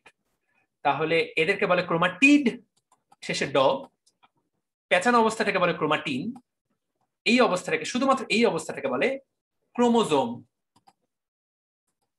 আমি কি ঠিক মতো বোঝাতে পারলাম? প্রশ্ন করলে তাহলে ঘাটাঘাট উত্তর দিবে এরপরে। গুড, ভেরি গুড, ঠিক আছে। তাহলে একটা ক্রোমোজোম থেকে কয়টা ক্রোমাটিড তৈরি হবে? দুইটা। এবং ভাগগুলা কিভাবে হবে? লম্বালম্বি, মনে রাখবা পরীক্ষায় কিন্তু এই লম্বালম্বি কথাটা পাশাপাশি করে দিবে, তাহলে ক্রোমোজোম গুলো কিন্তু লম্বালম্বি ভাবে বিভক্ত হয়, পাশাপাশি না। লম্বালম্বি কথাটা পরীক্ষার জন্য গুরুত্বপূর্ণ। আচ্ছা, এবং এই ক্রোমাটিড গুলা এখানে বলা হয়েছে, এই ক্রোমাটিড গুলা একটা কোষ বিভাজনের সময় দুই প্রান্তে চলে যায়, দুইটা অপত্য নিউক্লিয়াস সৃষ্টি করে। অপত্য মানে ছেলে, সন্তান। এবং ক্রোমোজোমের সংখ্যা আলটিমেটলি সমান থাকে, কারণ ওই যে আগে ছিল 46, পরবর্তীতে শুরুতে 46 দুগুণে 92 হয়ে যায়। পরে যখন দুইটা ক্রোমাটিডে ভাগ হয়, প্রত্যেকটা ক্রোমাটিড 46টা করে গ্রহণ করে। আলটিমেটলি নতুন যে বাচ্চাগুলো জন্ম হয় তাদের মধ্যেও কিন্তু 46টা করেই থাকে। এবং অপত্য কোষগুলোর গুণাগুণ মাতৃকোষের গুণ সম্পন্ন হয়। আমরা এটুকু মনে রাখবো, ক্রোমোজোম সংখ্যা মাতৃকোষের সমান হয় এবং আয়তনটাও কিন্তু একসময় মাতৃকোষের সমান হয়। তাহলে কয়টা জিনিস মাতৃকোষের সমান হয়? 3টা জিনিস। এক হলো ক্রোমোজোম সংখ্যা মাতৃকোষের সমান, 2 নাম্বার কথা হলো গুণাগুণ মাতৃকোষের সমান, 3 নাম্বার কথা হলো আয়তন মাতৃকোষের সমান। আমরা যদি এই কথাগুলো মনে রাখি তাহলে এই 3টা জিনিস অপত্য এবং মায়ের কিন্তু সমান হবে। আশা করি শিখে ফেললাম। আমরা একটু পরের পেজে চলে যেতে চাই। এই কথাগুলো যখন আমরা মায়োসিসের জন্য পড়বো তখন কিন্তু ঠিক তার একই ঘটনা ঘটবে না। মাইটোসিসে যেগুলো সমান, মায়োসিসে হচ্ছে ঠিক তার উল্টা। আমরা পেজের পরবর্তীতে চলে যাই, নিচের দিকে চলে যাই। মাইটোসিস এবং মিওসিসের যখন পার্থক্য পড়বো আমরা, সেইখানে কিন্তু এগুলো দেওয়া আছে। শুরুর দিকে যেহেতু প্রথম ক্লাস, আমি একটু স্লো যাচ্ছি যাতে তোমরা আমার কথা বুঝতে পারো। যখন 2-1টা ক্লাস করে ফেলবা তখন তোমরা মোটামুটি বস হয়ে যাবা, তখন আর আমার স্লো না গেলেও চলবে, স্পিডে পড়াতে পারবো। তো দেখো, মাইটোসিস এবং মিওসিস, আশা করি সবাই পেজ নাম্বার 92-তে চলে গেছো। এই পার্থক্য যখন আমরা পড়বো, দেখো মাইটোসিসে কি ঘটে, 2টা অপত্য কোষ সৃষ্টি হয়, কিন্তু মিওসিসে কি ঘটে, 4টা অপত্য কোষ সৃষ্টি হয়। 2 নাম্বার কথা, ক্রোমোজোম সংখ্যা কিন্তু সমান থাকে, মিওসিসে কিন্তু ক্রোমোজোম সংখ্যা অর্ধেক হয়ে যায়। আচ্ছা, মিওসিস নিয়েও একটা মজার ঘটনা আছে, সেটা আমরা একটু পরে পড়বো। এবং এখানে কিন্তু তাহলে ক্রোমোজোম সংখ্যা অর্ধেক, গুণাগুণ কিন্তু আর মাতৃকোষের সমান হবে না। নিউক্লিয়াস এবং ক্রোমোজোম একবার বিভক্ত হয়, নিউক্লিয়াস এবং ক্রোমোজোম, দেখো নিউক্লিয়াস তো 2বার, কিন্তু ক্রোমোজোম একবার বিভক্ত হয়। এই কথাটা পরীক্ষার জন্য খুব বেশি গুরুত্বপূর্ণ। আশা করি 3টা জিনিস পড়িয়ে দিলাম। কোথায় ঘটে? সকল দেহকোষে ঘটে মাইটোসিস, আর মিওসিস ঘটে জনন মাতৃকোষ। এবং জনন মাতৃকোষ এটা ঘটার ফলে কিন্তু গ্যামিট তৈরি হয়। পরীক্ষায় কিন্তু এইটাই আসবে, কোন কোষে মিওসিস ঘটে। ওই যে বললাম একটাই মাত্র কথা, সেটা হলো জনন মাতৃকোষ। ব্রেনের মধ্যে যারা আজকে ক্লাসটা করলাম, যে 95 জন ক্লাস 94 জন ক্লাস করছো, আশা করি ব্রেনের মধ্যে এটা পুরোপুরি সেট করে ফেলতে পারবো। ডান। তাহলে এই পার্থক্যটার মধ্যে 12টা পয়েন্ট ছিল, 12টা পয়েন্টের মধ্যে 4টা পয়েন্ট আমরা আলোচনা করে ফেললাম। বাকি পয়েন্টগুলো আমরা যখন পুরো ক্লাসটা শেষ হবে তখন বাকি পয়েন্টগুলো পুরোপুরি আলোচনা হয়ে যাবে। ওকে, এইবার আমরা একটা জিনিস, আমরা একটা টপিক পড়বো, সেই টপিকের নাম হচ্ছে কোষ চক্র বা ইন্টারফেজ। আশা করি সবাই এটা পড়েছ আগে, আমার সাথে শুধু তোমরা রিভাইজ করবা, যারা পড়ো নাই তারাও শুরু করো। কোষ চক্র ও ইন্টারফেজ। দেখো, কোষ চক্র আগে পড়বো, তারপরে আমরা ইন্টারফেজ পড়বো। এই পুরো ছবিটাকে বলা হয় কোষ চক্র। আমি যদি একটু ছোট করে নেই তাহলে এখানে দেখানো সহজ হবে। কোষ চক্রের জন্য 2 জন বিজ্ঞানীর নাম মনে রাখতে হবে, হাওয়ার্ড এবং পেল্ক। পরীক্ষায় প্রশ্ন আসতে পারে কোষ চক্রের প্রবক্তা কোন বিজ্ঞানী? উত্তর হচ্ছে হাওয়ার্ড এবং পেল্ক। তারা এই কোষ চক্রের প্রস্তাব করেন। তাহলে এটা একটা চক্র। তোমরা সবাই ঘড়ির কাঁটা চেনো, সেটা একটা চক্র। সেটা 12 থেকে শুরু হয়, আবার ঘুরে এসে 12তেই শেষ হয়।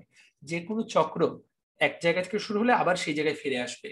এটাও একটা কোষ চক্র, যেটা ধরো শুরু হলো মাইটোসিস দশাতে, ঘুরে ফিরে কিন্তু আবার মাইটোসিস দশাতে এসে থামলো। তো এইখানে যে যে কথাগুলো দেওয়া আছে, মাইটোসিস দশার পরে যে দশাটা, সেটাকে বলে G1 দশা। G1 এর পরে দশাটার নাম হচ্ছে S দশা, তারপরে দশাটার নাম হলো G2 দশা। পরীক্ষার জন্য ভয়ঙ্কর গুরুত্বপূর্ণ, এইখানে খেয়াল করতে হবে, এই যে G1, S এবং G2, এই 3টা জিনিসকে একসাথে বলা হয় ইন্টারফেজ বা প্রস্তুতি পর্যায়। এবং একটা কোষ চক্রের 90 থেকে 95% সময় চলে যায় ইন্টারফেজে। পরীক্ষায় কিন্তু প্রশ্ন আসবে যে ইন্টারফেজে কতটুকু সময় ব্যয়িত হয়, 90 থেকে 95% সময়। তাহলে বাকি 5 থেকে 10% সময় শুধুমাত্র মাইটোসিস দশায় ব্যবহৃত হয় বা বিভাজন দশায়। তাকায় দেখো, এটাই প্রশ্ন আসবে, বিভাজন দশায় কতটুকু সময়? 5 থেকে 10। এখন তার মানে মেইন যেটা ঘটনা কোষ বিভাজন, সেটা কিন্তু খুব অল্প সময় ধরে ঘটে। কিন্তু প্রস্তুতি নিতেই বেশিরভাগ সময় চলে যায়। আশা করি জিনিসটা বোঝাতে পেরেছি। এখন G1 দশায় কতটুকু সময় লাগে? 30 থেকে 40%, 3 থেকে 4, 3-4 এভাবে মনে রাখতে পারো, 30 থেকে 40। S দশায় 30 থেকে 50, G2 দশায় 10 থেকে 20। এই সংখ্যাগুলো এখন থেকেই মুখস্থ ঝরঝরা করে ফেলতে হবে, 100-এ 100 মুখস্থ করে ফেলতে হবে। এখানে একটা মজার কথা লেখা আছে, খেয়াল করো। S দশাতে ডিএনএ প্রতিলিপন ঘটে। ডিএনএ প্রতিলিপন কোন দশায় ঘটে? S দশা। একটু আগে আমাদের ছোট ভাই নাফিস যেটা উত্তর দিল, সে কিন্তু ঠিক এই উত্তরটাই দিল। ক্রোমোজোম গুলো ডাবল হয়ে যায় কোন দশায়? S দশায়। কারো কোনো প্রশ্ন আছে যেটা পড়ালাম? কেউ কিছু বুঝতে অসুবিধা কারো কোনো? প্রতিলিপন আর অনুলিপনের ভিত্তি কি পার্থক্য আছে কোনো? প্রতিলিপন এবং অনুলিপন হুবহু একই কথা, কোনো পার্থক্য নেই, শুধু দুইটা আলাদা আলাদা প্রতিশব্দ। জিম পরিষ্কার? ওকে, বাকিরা বুঝতে পারছো কি সবাই? সুরাইয়া ইসলাম রিফা আপু, তুমি ক্লাসে আছো? জি ভাইয়া। ভাইয়া রিফা বুঝতে পারছো? জি ভাই বুঝতে পারছি। ঠিক আছে, আচ্ছা কথা বলছো, বলো। শুনছি, বলো। ট্রান্সক্রিপশন অর্থ তো আপনার প্রতিলিপন দেওয়া আছে, আর রেপ্লিকেশন অর্থ অনুলিপন, তাহলে দুটো তো আলাদা বিষয়। না, দুটো আলাদা বিষয় হতে পারে, কিন্তু এইখানে যেটা বোঝানো হচ্ছে, এইখানে ডিএনএ প্রতিলিপন বলতে এখানে ডিএনএ অনুলিপন বোঝানো হচ্ছে, ঠিক আছে? এইখানে S দশায় যেটা ঘটে সেটা হলো রেপ্লিকেশন, নট ট্রান্সক্রিপশন। এটা স্যারের বইয়ে শব্দ লিখতে ভুল করতে পারে, স্যার এক এক চ্যাপ্টারে এক এক কথা লিখতে পারে, কিন্তু এইখানে কিন্তু ট্রান্সক্রিপশন না, এইখানে হবে রেপ্লিকেশন। এবং এইখানে রেপ্লিকেশন বলতে ডিএনএ প্রতিলিপনই বোঝানো হবে।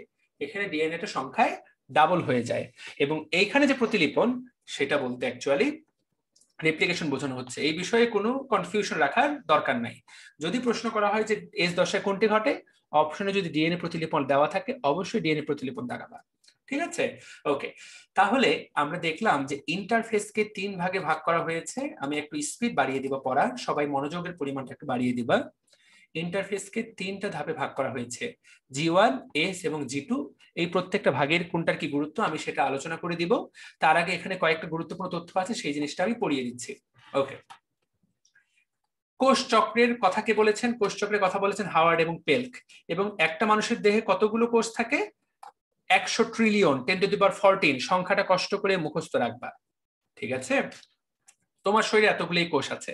আচ্ছা, আমাদের শরীরে কিছু কিছু কোষ আছে যারা খুব দ্রুত বিভাজিত হতে পারে, কিছু কিছু কোষ আছে সহজে বিভাজিত হয় না। দেখো, অনেক কোষ আছে যারা কখনো বিভক্ত হয় না। এই কোষগুলোর নাম মুখস্থ করা ফরজে আইন, একদম 7 স্টার দিয়ে দাও। কোন কোষগুলো বিভাজিত হয় না, সহজে বিভাজিত হয় না? এর মধ্যে কোষ হলো আমাদের লোহিত রক্তকণিকা, বিভাজিত হয় না। আমাদের পেশি কোষ বিভাজিত হয় না। আমাদের স্নায়ু কোষ একবার মারা গেলে কিন্তু বিভাজিত হয় না, সেজন্য স্ট্রোক করলে কিন্তু পুরোপুরি আগের মতো ক্ষমতা ফিরে আসে না যদি পুরোপুরি স্ট্রোক হয়। আর উদ্ভিদের স্থায়ী কোষ সমূহ, ভাজক কোষগুলো বিভাজিত হয়, স্থায়ী কোষগুলো বিভাজিত হয় না। 4টা কথা আলাদা আলাদা পড়ালাম। এটা তুমি চাইলে যে কোনো সূত্র দিয়েও মনে রাখতে পারো। আমি বলবো 2বার রিডিং পড়লেই তোমার এটা ব্রেনের মধ্যে সেট হয়ে যাবে। অনেক সময় সূত্রটা দিয়ে বেশি সূত্র পড়লে সেই সূত্রই এক সময় মনে থাকে না, এর চেয়ে বুঝে মনে রাখলে গুরুত্বপূর্ণ। লোহিত রক্তকণিকা একবার জন্ম নেওয়ার পর 120 দিন পর এমনি মারা যায়, এর মধ্যে সে বিভাজিত হয় না। আমাদের পেশি এবং স্নায়ু কোষগুলো একবার তৈরি হলে আর বিভাজিত হয় না। আর উদ্ভিদের স্থায়ী কোষ সংজ্ঞাটাই তো এইটা, যে কোষ বিভাজিত হয় না তাকে বলা হয় স্থায়ী কোষ। পরীক্ষায় প্রশ্ন আসবে কোন কোষগুলো সহজে বিভাজিত হয় না। আশা করি এটা উত্তর করতে পারবা। পরীক্ষা 7 স্টার দিয়ে দাও যাতে এটা তুমি পুরোপুরি উত্তর করতে পারো। আচ্ছা, আর প্রশ্ন আসতে পারে দ্রুত বিভাজিত হয় কোন কোন কোষ? দ্রুত বিভাজিত হয় ভ্রূণ কোষ এবং মূল ও কাণ্ডের মেরিস্টেম কোষ। আমরা যাতে এইটুকু মনে রাখি, দ্রুত বিভাজিত হয় কোন কোন কোষ, ঠিক আছে? আশা করি উত্তর করা যাবে। ওকে, এইবার একটা কোষ চক্রকে 2 ধাপে ভাগ করা হয়। পুরো পরীক্ষায় যদি প্রশ্ন আসে কোষ চক্রের প্রধান ধাপ কয়টা, কোষ চক্রের ধাপ কিন্তু 2টা, একটা বিভাজন পর্যায় আর একটা প্রস্তুতি পর্যায়। এখানে সেই কথাটাই বলা আছে, এবং এখানে বলা আছে বিভাজন পর্যায়ে সময় লাগে 5 থেকে 10, প্রস্তুতি পর্যায়ে সময় লাগে 90 থেকে 95। আশা করি শিখলাম। এখন এই কোষ চক্রটাকে নিয়ন্ত্রণকারী এখানে দুই ধরনের উদ্দীপনার কথা বলা হয়েছে। এক ধরনের উদ্দীপনা যেটা বাইরে থেকে নেয়, আর একটা হলো অভ্যন্তরীণ উদ্দীপনা। পরীক্ষার জন্য গুরুত্বপূর্ণ হলো অভ্যন্তরীণ উদ্দীপনা। কোষ চক্রকে নিয়ন্ত্রণ করে কে? দেখো, সাইক্লিন সিডিকে যৌগ। এই যৌগটার নাম সুন্দর করে মনে রাখতে হবে। সাইক্লিন হলো একটা প্রোটিন। অভ্যন্তরীণ উদ্দীপনা দেয় কে? সাইক্লিন সিডিকে যৌগ। আমি যেগুলো পড়াচ্ছি এগুলো তোমার বন্ধু বান্ধবকে জিজ্ঞাসা করো, দেখবা যে বেশিরভাগ বাচ্চা কাচ্চা এগুলো পারে না। আর এটা গেল অভ্যন্তরীণ উদ্দীপনা। আর বাহ্যিক উদ্দীপনা দেয় কে? হরমোন এবং গ্রোথ ফ্যাক্টর। এটা পরীক্ষা আসার সম্ভাবনা খুবই কম, তারপরও পড়িয়ে দিচ্ছি যে কোষ চক্রের বাহ্যিক উদ্দীপনা দেয় কে? হরমোন এবং গ্রোথ ফ্যাক্টর। এইটুকু যাতে আমরা কষ্ট করে মনে রাখতে পারি। That's it. লাস্ট লাইনটা পরীক্ষার জন্য ভয়ঙ্কর ভয়ঙ্কর গুরুত্বপূর্ণ। এখানে খেয়াল করো, বোন ম্যারোতে লোহিত রক্তকণিকা, আমরা জানি যে আমাদের লোহিত রক্তকণিকাগুলো তৈরি হয় অস্থিমজ্জায়, বোন ম্যারোতে। এবং সেই লোহিত রক্তকণিকা তৈরির ক্ষমতা বৃদ্ধি করার জন্য আমাদের কিডনি একটা বিশেষ ধরনের হরমোন ক্ষরণ করে, যেটাকে বলে ইরাইথ্রোপোয়েটিন। এখানে ইরাইথ্রোপ্রোটিন লেখা আছে।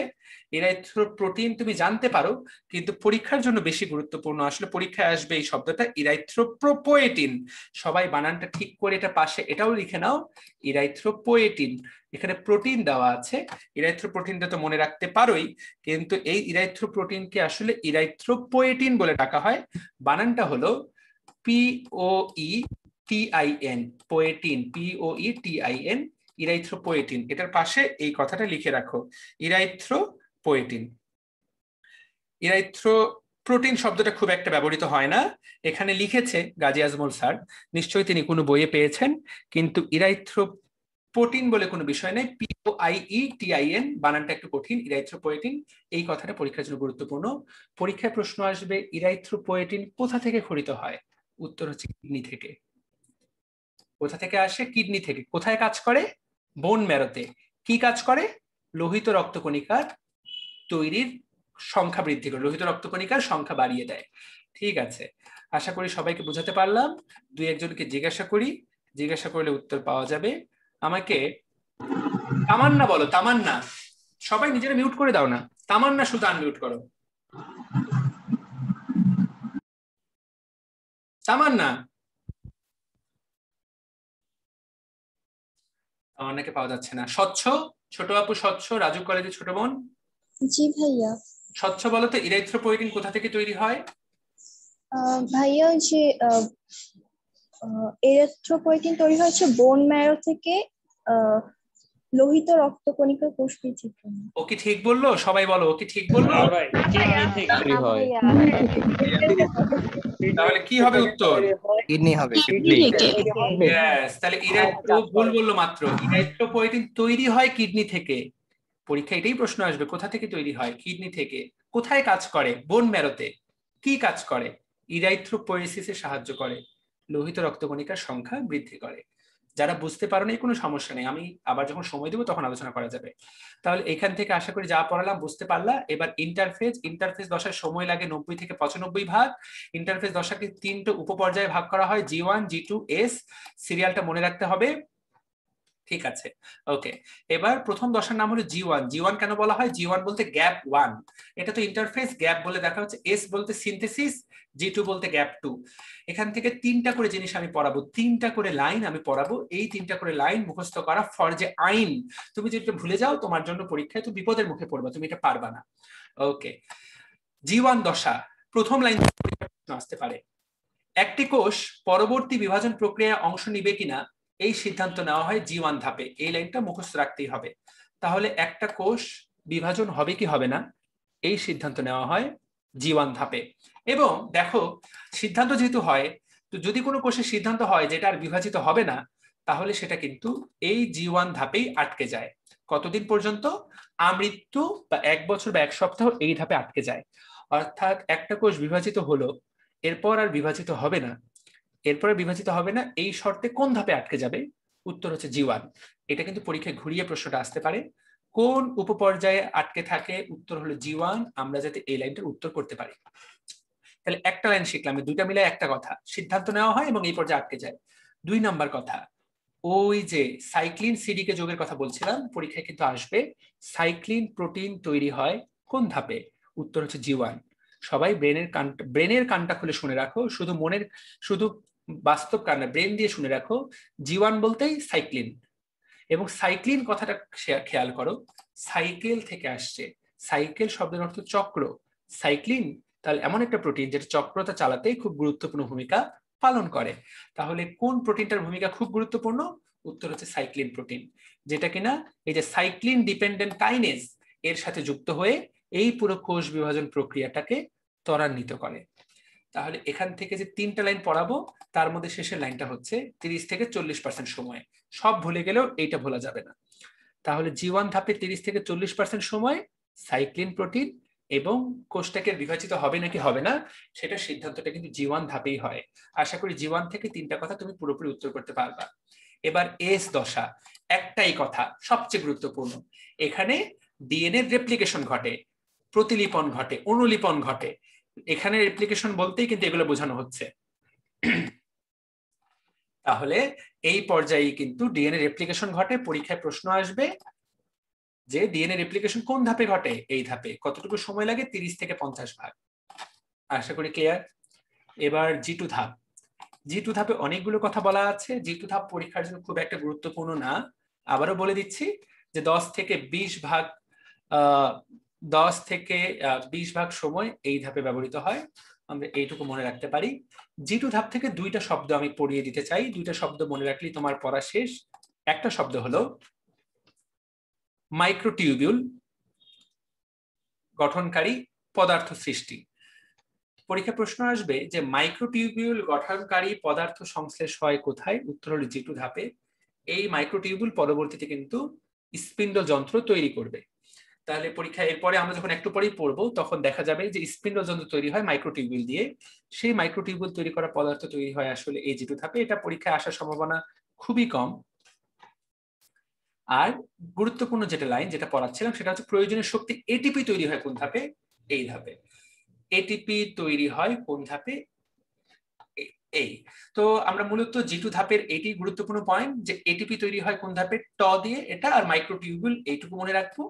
এখানে আরেকটা তথ্য দেওয়া আছে যেটা এই যে এখানে G2 ধাপ থেকে একটা প্রক্রিয়াকে পরে কোষ বিভাজন প্রক্রিয়ায় যেতে একটা বিশেষ ফ্যাক্টরের প্রয়োজন পড়ে। G2 ধাপ থেকে বিভাজন প্রক্রিয়ায় প্রবেশ করতে একটা বিশেষ ফ্যাক্টর দরকার হয়, সেটাকে বলে ম্যাচুরেশন প্রমোটিং ফ্যাক্টর বা MPF। পরীক্ষায় জাস্ট এই লাইনটা চলে আসতে পারে যে G2 থেকে মাইটোসিস দশায় প্রবেশ করতে কোনটি দরকার? Maturation promoting factor. এটা কেমন জিনিস তোমরা সবাই জানো, সারা দেশে লকডাউন চলছে। এই লকডাউনে মনে করো এখন একটা পুলিশ একটা অ্যাপ তৈরি করেছে মুভমেন্ট পাস। যার কাছে মুভমেন্ট পাস থাকবে তাকে সে বাইরে বের হতে দিবে বা সেই জায়গাটা পার হতে দিবে। তো যার কাছে মুভমেন্ট পাস নাই তাকে কিন্তু পুলিশ খুব ঝামেলা করছে। তো এখানে এই ম্যাচুরেশন প্রমোটিং ফ্যাক্টর হলো মুভমেন্ট পাসের মতো। এই ম্যাচুরেশন প্রমোটিং ফ্যাক্টর যদি চলে আসে তাহলে সেই কোষটা পরবর্তীতে বিভাজন প্রক্রিয়ায় প্রবেশ করতে পারে। এখান থেকে এই লাইনটা কষ্ট করে মনে রাখবো। তাহলে যা যা পড়ালাম প্রত্যেকটা তথ্য পরীক্ষার জন্য গুরুত্বপূর্ণ, এইচএসসির জন্য গুরুত্বপূর্ণ, মেডিকেলের জন্য গুরুত্বপূর্ণ, ডেন্টালের জন্য গুরুত্বপূর্ণ, যে কোনো পরীক্ষা, দুনিয়ার যাবতীয় পরীক্ষার জন্য গুরুত্বপূর্ণ। তুমি যদি এই বইটা ভালো করে পড়ো সকল পরীক্ষায় তুমি ভালো রেজাল্ট করতে পারবা। এইভাবে পড়ার কোনো বিকল্প নাই। ঠিক আছে, এবার জীবনে ইন্টারফেসের গুরুত্ব। যে ছোট ভাইয়া বা আপুটা এইচএসসি পরীক্ষা দিবা তোমরা সবাই, যারা সেকেন্ড টাইম ক্লাস করছো তাদের আর এগুলো পড়ার দরকার নাই। এইচএসসি পরীক্ষা যারা দিবা তারা খুব সুন্দর করে রিডিং পড়ে নিবা। আমি মোটামুটি সব পড়িয়ে দিয়েছি, এখান থেকে কোনো এমসিকিউ আসবে না। আপনি শুধুমাত্র গুরুত্ব লেখার জন্য এইচএসসি তে সুন্দর করে রিডিং পড়বা। পরীক্ষা আসতে পারে এটা না থাকলে কি হতো ব্যাখ্যা করো, তখন তুমি এটা লিখে দিবা। মেডিকেল বা ডেন্টাল ভর্তি পরীক্ষার জন্য এটা গুরুত্বপূর্ণ না। এইচএসসি সৃজনশীল আসতে পারে, যেহেতু এবার শর্ট সিলেবাস এটা আছে, আসতে পারে, কিন্তু তুমি রিডিং পড়ে নিবা। আমি লিখে দিলাম রিডিং। এইবার মাইটোটিক ফেজ বা এম ফেজ কতটুকু সময় যায়? 5 থেকে 10 ভাগ সময়। এবং 5 থেকে 10 ভাগ সময় আসলে বাস্তবে কত ঘন্টা? 1 থেকে 1.5 ঘন্টা। পরীক্ষায় প্রশ্ন আসতে পারে স্তন্যপায়ীদের এই মাইটোটিক দশা কতক্ষণ স্থায়ী হয়? 1 থেকে 1.5 ঘন্টা। এভাবেই কিন্তু চলতে থাকে ইন্টারফেস, তারপরে এম ফেজ, আবার ইন্টারফেস, এভাবেই কিন্তু কোষ চক্র চলতে থাকে। That's it. তাহলে শিখে গেলাম। এবার এখানে একটা খুব সুন্দর পার্থক্য দেওয়া আছে। শুরুতেই একটা কথা বলেছিলাম, একদম শুরুতে, দেখি কার মনে আছে, কে মন দিয়ে ক্লাস করেছিলাম। আমি বলেছিলাম যে যারা ক্লাস করছো একটা কথা বলে দেই, এই জিনিসগুলো সবসময়ের জন্য গুরুত্বপূর্ণ। সেটা কোন জিনিস দেখি বলো তো? বোল্ড করা Fantastic. খুব ভালো ভালো স্টুডেন্ট নিয়ে ক্লাস শুরু করেছি আমি। বোল্ড হরফ, যেখানেই বক্স পাবা, বোল্ড হরফের পাশাপাশি যেখানে এরকম বক্স পাবা সেগুলোতে অটোমেটিক 10 স্টার বসাই দিবা। অটোমেটিক যে কোনো পরীক্ষার জন্য এই বক্সটা ভয়ঙ্কর গুরুত্বপূর্ণ। এই বক্সটা আমি পুরোটা পড়িয়ে ফেলেছি। এটা হলো প্রস্তুতি দশা, এটা হলো বিভাজন দশা। কতটুকু সময় লাগে অলরেডি আমার পড়ানো শেষ, ঠিক আছে? এখানে দেখো, এখানে মূল কথাটা বলা হয়েছে, এখানে বৃদ্ধি এবং সংখ্যাগুলোতে বৃদ্ধি ঘটে, আর বিভাজন ধাপে মূলত বিস্তার ও বিভাজনটা ঘটে। এখানে বংশগতি বস্তু ক্রোমাটিন হিসাবে থাকে পেঁচানো অবস্থায়। তোমাকে আমি অলরেডি পড়িয়ে দিয়েছি ক্রোমাটিন কাকে বলে। এখানে বংশগতি বস্তুটা ক্রোমোজোমে রূপান্তরিত হয়, অর্থাৎ যখন বিভাজন পর্যায়ে যায় তখন কিন্তু এটা অলরেডি ক্রোমোজোম হয়ে যায়, আর এখানে এটা ক্রোমাটিন হিসাবে থাকে। আর এখানে মূলত ক্রোমোজোমটা বেশিরভাগ ক্ষেত্রে আমরা ক্রোমোজোম পাবো মূল ধাপে।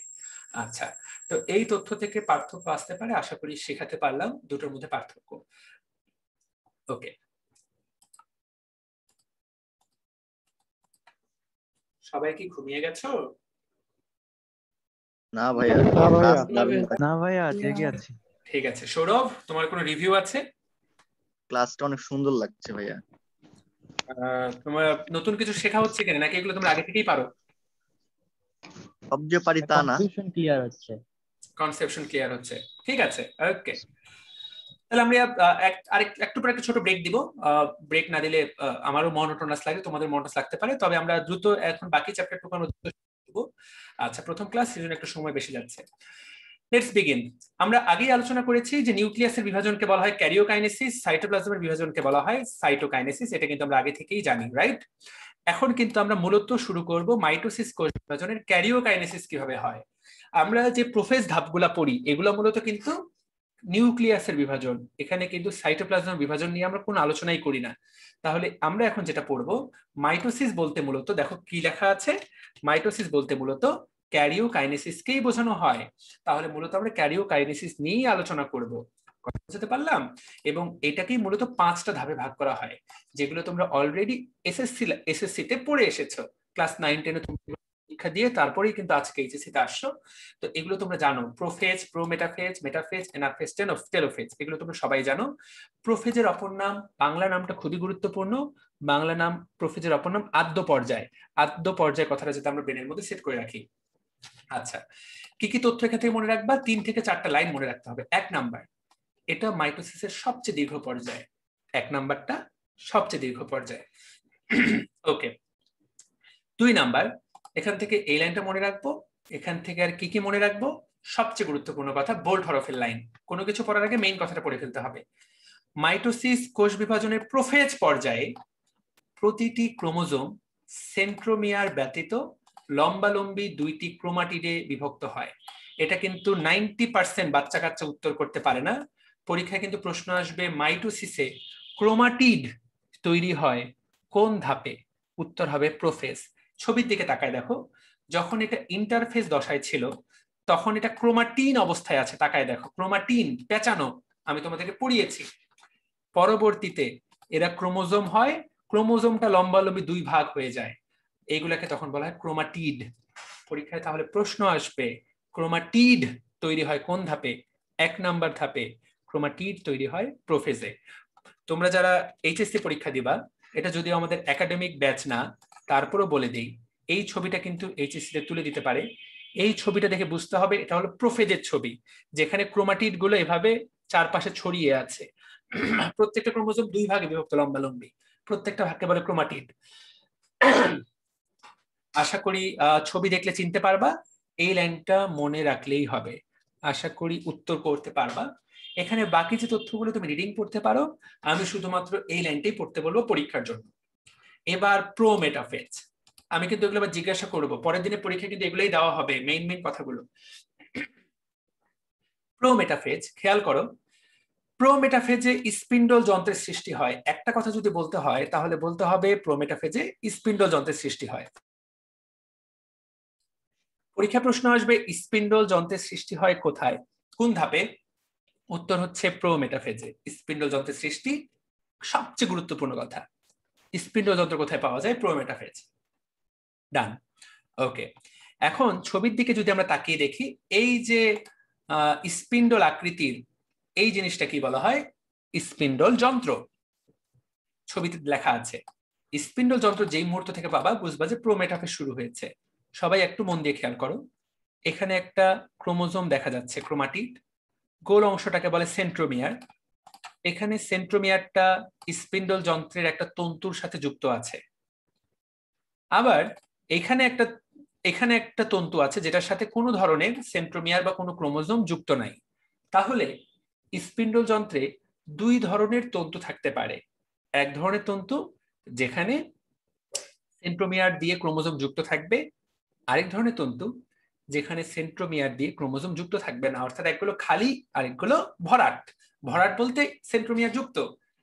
যেগুলো খালি সেগুলোকে সাধারণভাবে স্পিন্ডল ফাইবার বলা হয়। নরমালি এগুলোকে স্পিন্ডল ফাইবার বলা হয়, এদের বিশেষ কোনো নাম নাই। কিন্তু যে সকল স্পিন্ডল ফাইবার এর মধ্যে সেন্ট্রোমিয়ার দিয়ে একটা ক্রোমোজোম লাগানো থাকে সেইগুলোকে বলা হয় ট্র্যাকশন ফাইবার। তাহলে একটা কথা বলা যেতে পারে, সকল ট্র্যাকশন ফাইবার স্পিন্ডল ফাইবার, কিন্তু সকল স্পিন্ডল ফাইবার ট্র্যাকশন ফাইবার নয়, কারণ সকল স্পিন্ডল তন্তুতে ক্রোমোজোম লাগানো থাকে না। পরীক্ষায় প্রশ্ন আসতে পারে ক্রোমোজোম লাগানো থাকে ক্রোমোজোমের কোন অংশটি দ্বারা? বলতো কোন অংশটি দ্বারা? সেন্ট্রোমিয়ার। তাহলে সেন্ট্রোমিয়ার দ্বারা। Thank you. তাহলে এইটাই বলা হয়েছে যে ট্র্যাকশন ফাইবারে সেন্ট্রোমিয়ার দ্বারা কিন্তু ক্রোমোজোম গুলো আটকানো থাকে। এই যে সেন্ট্রোমিয়ার কথাটা আলাদা করে দাগিয়ে দিলাম। এখন যখন সেন্ট্রোমিয়ার দ্বারা আটকানো থাকে তখন ক্রোমোজোম গুলো মাঝে মাঝে কাঁপতে থাকে। এই কাঁপাটাকে বলে ক্রোমোজোমীয় নৃত্য। পরীক্ষার জন্য কতটা ইম্পর্টেন্ট তোমার কোনো আইডিয়া নাই। ক্রোমোজোমীয় নৃত্যে 15 স্টার দিয়ে দাও, 15 স্টার। পরীক্ষার জন্য ক্রোমোজোমীয় নৃত্য 15 star, traction fibre 7 star, spindle যন্ত্র 10 স্টার। এই তিনটা কথাই ভর্তি পরীক্ষায় আসবে, এইচএসসি পরীক্ষাতেও আসবে, যে কোনো পরীক্ষায় আসবে আমি যা যা পড়াইলাম। ওকে, লাস্ট লাইন থেকে পরীক্ষা প্রশ্ন আসতে পারে।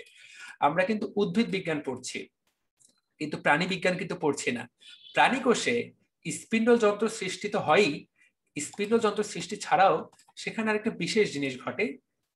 সেন্ট্রিওল গুলা দুই পাশে চলে যায়, সেন্ট্রিওল থেকে অ্যাস্টার তন্তু বিচ্ছুরিত হয়। পরীক্ষায় প্রশ্ন আসতে পারে নিচের কোনটা প্রাণী কোষের কোষ বিভাজনের বৈশিষ্ট্য? অপশনে যদি অ্যাস্টার তন্তু থাকে তাহলে সেটাই হচ্ছে উত্তর। অ্যাস্টার তন্তু কি? এটা বিশেষ প্রকৃতির একগুলো ফাইবার যেটা প্রাণী কোষের কোষ বিভাজন প্রক্রিয়াটাকে আরেকটু ইফেক্টিভ করে। তোমার জানতে হবে অ্যাস্টার তন্তু কথাটা, এটা শুধুমাত্র প্রাণী কোষের জন্য প্রযোজ্য। আচ্ছা, আরেকটা জিনিস বলে দেই, আমরা যদি রমজান মাস, আমার যেহেতু রোজা আছি, কণ্ঠ অল্প হালকা ভেঙে যেতে পারে যেহেতু পানি খাই না, এবং আমাদের কণ্ঠের মধ্যে একটা ছোট্ট পরিমাণে তরল থাকে, এটাকে বলে ল্যারিঞ্জিয়াল অয়েল। এই বেশি কথা বললে সেটা শুকিয়ে যেতে পারে। তো মনে করো 5টা 5:30টার দিকে আমরা এই ওদের শেষ করতে পারলাম না, কিন্তু ক্লাস শেষ করে দেব, কোনো সমস্যা নেই। বাকি যে অংশটুকু থাকবে, আমরা দেখো সপ্তাহে 2 দিন ক্লাস রেখেছি, বৃহস্পতি শুক্র শনি কোনো ক্লাস রাখিনি, সেই ক্লাসগুলোতে এক্সট্রা ক্লাসগুলো নেওয়া হবে। বুঝতে পারলাম? আশা করি তোমরা সময় দিয়ে তখন জয়েন করবা। ওকে, তোমরা শুধু আমাকে একটা রিভিউ দাও, আমার স্পিড কি স্লো হয়ে যাচ্ছে কিনা? না ভাই ঠিক আছে। ওকে, তোমরা বুঝতে পারছো আমার কথা? জি হ্যাঁ, ফ্যান্টাস্টিক। ওকে, তাহলে আমরা শিখে ফেললাম। এখন দেখো এখানে আরো একটু জটিল কথা বলা আছে। স্পিন্ডল ফাইবার সেন্ট্রোমিয়ার দিয়ে তো যুক্ত হয়ই, সেন্ট্রোমিয়ারের কোন জায়গা দিয়ে যুক্ত হয় এইবার সেই কথাটা বলা হয়েছে। সেন্ট্রোমিয়ারের একটা অংশের নাম হলো কাইনোটোকোর, কাইনোটোকোরের একটা অংশের নাম হলো মোটর প্রোটিন। তাহলে একটা ক্রোমোজোম স্পিন্ডল যন্ত্রের সাথে সেন্ট্রোমিয়ারের কাইনোটোকোরের মোটর প্রোটিন দ্বারা যুক্ত হয়। পরীক্ষায় যেটা থাকবে সেটাই দেখাবা।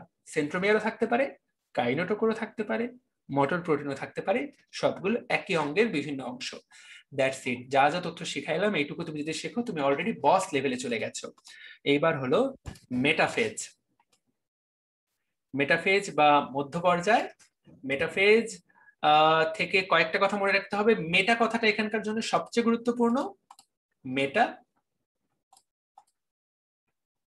দেখো মেটাফেজ দশায় সবচেয়ে গুরুত্বপূর্ণ কথা হলো মেটাকাইনেসিস। আমরা যদি একটু ছবিটা আগে দেখে নেই, এইখানে তাকায় দেখো, এক একটা ক্রোমোজোম এক এক জায়গায় আছে। এ আছে এই জায়গায়, এ আছে এই জায়গায়, এ আছে আবার এই জায়গায়, এক একজন এক এক জায়গায়। কিন্তু মেটাফেজ দশায় সবগুলো ক্রোমোজোম মোটামুটি একই লাইনে চলে আসছে। এই যে সবার মাঝামাঝি চলে আসা, এটাকেই বলা হয় মেটাকাইনেসিস। তোমাকে মুখস্থ করার দরকার নাই, তুমি বলবা কোষ বিভাজনের মেটাফেজ দশায় স্পিন্ডল যন্ত্রের মাঝামাঝি মাঝামাঝি অঞ্চলটাকে বলে বিষুবীয় অঞ্চল। এই যে মাঝামাঝি অঞ্চলে ক্রোমোজোম গুলো চলে আসে, এই ক্রোমোজোম গুলো চলে আসাকে বলা হয় মেটাকাইনেসিস, এবং মাঝামাঝি অঞ্চলটাকে বলে নিরক্ষীয় অঞ্চল। পরীক্ষায় প্রশ্ন আসবে মেটাকাইনেসিস কোন ধাপে ঘটে, উত্তর হচ্ছে মেটাফেজ। 2 নম্বর কথা যে প্রশ্নটা তোমাকে জানতে হবে সেটা হচ্ছে এই ছবিটা। এই ছবি কিন্তু এইচএসসি তে তোমার থাকতে পারে, মেডিকেল ভর্তি পরীক্ষায় ছবি দিয়ে প্রশ্ন হয় না। এইচএসসি তে আসতে পারে, অন্যান্য ভর্তি পরীক্ষা আসতে পারে। এই ছবিটা কোন ধাপকে নির্দেশ করে? মাঝামাঝি দেখলেই বুঝবা এটা মেটাফেজ ধাপকে নির্দেশ করে। আশা করি ক্লিয়ারলি বুঝাতে পেরেছি। এই ধাপে এসে একটা ঘটনা ঘটলো, আরেকটা ঘটনা ঘটে। ক্রোমোজোম গুলো সবচেয়ে বেশি মোটা, খাটো এবং স্পষ্ট দেখা যায়। কেন দেখা যায়? ক্রোমোজোম থেকে পানি বের হয়ে যায়, ক্রোমোজোমটা মোটা হতে থাকে, খাটো হতে থাকে। দেখো আগে দেখতে কেমন ছিল, এখন দেখতে কেমন, একদম কালো কুটকুটে মোটা। তো এই যে সবচেয়ে বেশি মোটা খাটো স্পষ্ট, এই ক্রোমোজোম মোটা খাটো হওয়াকে বলা হয় কনডেনসেশন। খুবই খুবই গুরুত্বপূর্ণ কথা, পরীক্ষায় আসবে কনডেনসেশন কোন ধাপে ঘটে? মেটাফেজ ধাপে ঘটে। আচ্ছা, এবং কনডেনসেশন হওয়ার সময় ক্রোমোজোম গুলো প্রচন্ড পরিমাণে প্যাঁচ খেয়ে যায়। এই যে প্যাঁচ খেয়ে যাওয়া, শুধুমাত্র কয়েলিং হয় না, এখানে অতিমাত্রায় কয়েলিং হয়। অতিমাত্রায় কয়েলিং হওয়াকে বলা হয় সুপার কয়েলিং। এই 3টা কথাই পরীক্ষার জন্য সবচেয়ে গুরুত্বপূর্ণ। একটা হলো মেটাকাইনেসিস, একটা হলো সুপার কয়েলিং, আর একটা হলো কনডেনসেশন। ক্রোমোজোমের মোটা ও খাটো হওয়াকে বলে কনডেনসেশন, আর অতিমাত্রায় পেঁচানো অবস্থাটাকে বলা হয় কয়েলিং। আমরা যে রাতে মশা মারার জন্য কয়েল জ্বালাই, কয়েল শব্দের অর্থ কিন্তু পেঁচানো। তাহলে সুপার কয়েল বলতে কি? বেশি পেঁচানো। আশা করি ক্লিয়ারলি উত্তর করতে পারবা। এখানে আরেকটা লাইন থেকে প্রশ্ন আসবে, ক্রোমোজোমের সংখ্যা, আকার, আকৃতি নির্ণয় করা যায় কোন ধাপে? দেখো মেটাফেজ ধাপে ক্রোমোজোমের সংখ্যা, আকার, আকৃতি নির্ণয় করা যায়, আমাদেরকে মাস্ট জানতে হবে। ওকে, এতক্ষণ ধরে যে তথ্যগুলো পড়িয়েছি সেগুলো তো গুরুত্বপূর্ণ তথ্য। তার চেয়েও ভয়ঙ্কর গুরুত্বপূর্ণ একটা তথ্য আছে যেটা এখনো পড়াই নাই, যেটা এখন পড়াবো। নিউক্লিয়ার এনভেলপ এবং নিউক্লিওলাস সম্পূর্ণ বিলুপ্ত হয়ে যায়। সম্পূর্ণ বিলুপ্ত হয় কোন ধাপে? পরীক্ষা যদি প্রশ্ন আসে, উত্তর হচ্ছে মেটাফেজ ধাপে। তাহলে সম্পূর্ণ বিলুপ্ত হয় নিউক্লিওলাস এবং নিউক্লিয়ার মেমব্রেন। ছবিতে তাকায় দেখো, এইখানে কিন্তু এর আগে নিউক্লিয়ার মেমব্রেনটা ছিল, এখানে কিন্তু নিউক্লিওলাসকে খুঁজে পাওয়া যাচ্ছে। কিন্তু যখন মেটাফেজ ধাপ চলে আসলো, না নিউক্লিওলাসকে খুঁজে পাওয়া গেল, না নিউক্লিয়ার মেমব্রেনকে খুঁজে পাওয়া গেল, পুরোপুরি বিলুপ্ত হয়ে গেল। দ্যাটস ইট, নিউক্লিওলাস এবং নিউক্লিয়ার মেমব্রেন সম্পূর্ণ বিলুপ্ত হয়ে যায়। এবং খুবই গুরুত্বপূর্ণ কথা, একদম লাস্ট, সেন্ট্রোমিয়ার বিভক্ত হয় কোন ধাপে? সেন্ট্রোমিয়ার বিভক্ত হয় মেটাফেজ ধাপে। এর আগে কিন্তু ক্রোমোজোম বিভক্ত হয়েছিল, কিন্তু সেন্ট্রোমিয়ার বিভক্ত হয়নি। এইবার কিন্তু সেন্ট্রোমিয়ার বিভক্ত হলো। যারা এটা বোঝো না তাদের জন্য এখানে ছোট্ট একটা ছবি এঁকে দিচ্ছি। এই যে সেন্ট্রোমিয়ার, এইটা এরকম, এই গোলটা 2 ভাগ হয়ে যায়। সেন্ট্রোমিয়ারটা কিন্তু এই ধাপে বিভক্ত হয়ে 2টি অপত্য সেন্ট্রোমিয়ার সৃষ্টি হয় কোন ধাপে? এই ধাপে। তার এখান থেকে কয়টা কথা পড়ালাম? 5টা কথা। 5টা কথা আমি যে কাউকে জিজ্ঞাসা করবো আমি আরেকবার বলে দিচ্ছি। 5টা শব্দ: মেটাকাইনেসিস,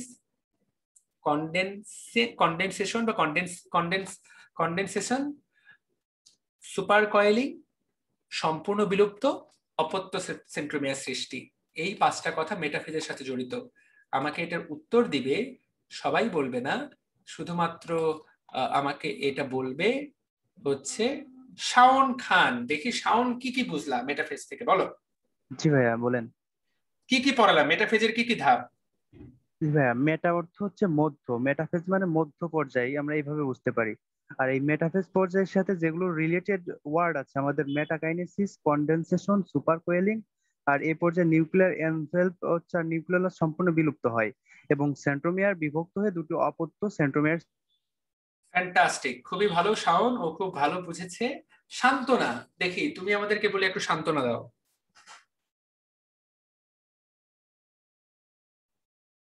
সান্ত্বনা আছো? ও সরি, আনমিউট করতে পারছো না, আনমিউট করো। সান্ত্বনা আনমিউট করে বলো। জি ভাইয়া। শব্দগুলো বলো, মূল কথাগুলো বলো, যতবার শুনবা ততবার পড়া হবে, বলো। এটা অর্থ মধ্যে মেটাকাইনেস এখানে হচ্ছে 5টা ওয়ার্ড বলেছেন, হচ্ছে মেটাকাইনেসিস, আর হচ্ছে এখানে সবচেয়ে বেশি মোটা খাটো স্পষ্ট দেখা যায়, সুপার কয়েলিং, কন্ডেনসেশন, আর হচ্ছে সেন্ট্রোমিয়ার সম্পূর্ণ বিভক্ত হয়ে 2টি অপত্য সেন্ট্রোমিয়ার সৃষ্টি করে। আরেকটা জিনিস সম্পূর্ণ বিলুপ্ত হয়, সেটাও বলতে হবে। হ্যাঁ। ওকে, যা যা বললাম এটা ব্রেনের মধ্যে যে সেট করে রাখবে, সেই চ্যাপ্টার থেকে কোনো ভুল করবে না। এখান থেকে এই প্যারাটা থেকে ভয়ঙ্কর সব এমসিকিউ আসে, ভয়ঙ্কর, ভেরি ইম্পর্টেন্ট। পুরো প্যারাটাই 15 স্টার। যারা ক্লাস করছো পুরো প্যারাটাই 15 স্টার, দারুণ দারুণ দারুণ ইম্পর্টেন্ট, মাস্ট টু নো, 100% জানতে হবে। ওকে, এইবার চলে যাচ্ছে এনাফেজ। এইগুলো থেকে পড়া কম, দেখো কত দ্রুত পড়া হয়ে যায়। এনাফেজ শব্দের অর্থ, এখানে এনা বলতে বোঝানো হয় গতি। এনা বলে একটা বাস পাওয়া যায় কিন্তু বাংলাদেশে, ঢাকা ময়মনসিংহ রুটে চলাচল করে, ঢাকা টাঙ্গাইল রুটের মধ্যে চলাচল করে, বেশ কিছু এরকম এনা বলে বাস পাওয়া যায়। ওই বাসগুলো কিন্তু খুব গতিতে চলে, খুব স্পিডে, সেটা দিয়েও মনে রাখতে পারো যে এনা মানে গতি। ওকে, এখন এই এনাফেজ ধাপ থেকে অনেকগুলো কথা তুমি পড়তে পারো। সবচেয়ে গুরুত্বপূর্ণ যে কথাটা, এই ধাপে ক্রোমোজোম গুলোকে ইংরেজি VLJI এইরকম অক্ষরের মতো দেখায়। পরীক্ষায় এই লাইনটা থেকেই প্রশ্ন আসবে, কোন ধাপে এগুলোকে VLJI এর মতো দেখায়? এনাফেজ। ভি বলতে মেটাসেন্ট্রিক, এটা কিন্তু 1 নাম্বার যে অধ্যায় কোষের গঠন, সেখানে তোমরা পড়ে এসেছো যে ক্রোমোজোম গুলোকে আকৃতির ভিত্তিতে 4 ভাগে ভাগ করা যায়। মেটাসেন্ট্রিক মানে দেখতে ভি এর মতো, সাবমেটাসেন্ট্রিক দেখতে এল এর মতো, অ্যাক্রোসেন্ট্রিক দেখতে জে এর মতো, টেলোসেন্ট্রিক দেখতে আই এর মতো। কষ্ট করে মুখস্থ করে ফেলবা কোনটা দেখতে কিসের মতো, কোনটাকে কি বলা হয়, কোন ধাপে পাওয়া যায়। আশা করি শেখাতে পেরেছি। এখানে আরেকটা ছোট্ট জিনিস আমি তোমাদেরকে পড়াই দিতে চাই, যেহেতু তোমাদেরকে অনেকটুকু সময় ধরে আমি পড়াচ্ছি। এগুলো যখন আবার পরবর্তীতে ব্যাচ শুরু হবে, অ্যাডমিশন ব্যাচ, তখন শুধুমাত্র মেইন কথাগুলো বলি। একটা কথা 2বার বলার সুযোগ থাকে না, একটা কথা একবার বলেই পার হয়ে চলে যায়। এটা হলো আগে থেকে কোর্স করার বা আগে থেকে ক্লাস করার সুবিধা। একটা কথা 3বার করে বলতেছি আমি, এরপরে যদি ব্রেনে না ঢোকে তাহলে খুব বিপদ। এখানে একটা জিনিস শুধু মনে রাখবা, যখন এনাফেজ ধাপটা ঘটে, ছবির দিকে তাকায় দেখো, এনাফেজ ধাপে এই যে ক্রোমাটিড গুলা তো 2 ভাগে ভাগ হয়ে গেল, ভাগ হয়ে তারা মেরুর দিকে চলা শুরু করে। পরীক্ষা প্রশ্ন আসবে মেরুমুখী চলন শুরু হয় কোন ধাপে? উত্তর হচ্ছে এনাফেজ। যখন এই চলনটা শুরু হয়, তখন সামনের দিকে থাকে সেন্ট্রোমিয়ার, পেছনের দিকে থাকে বাহু।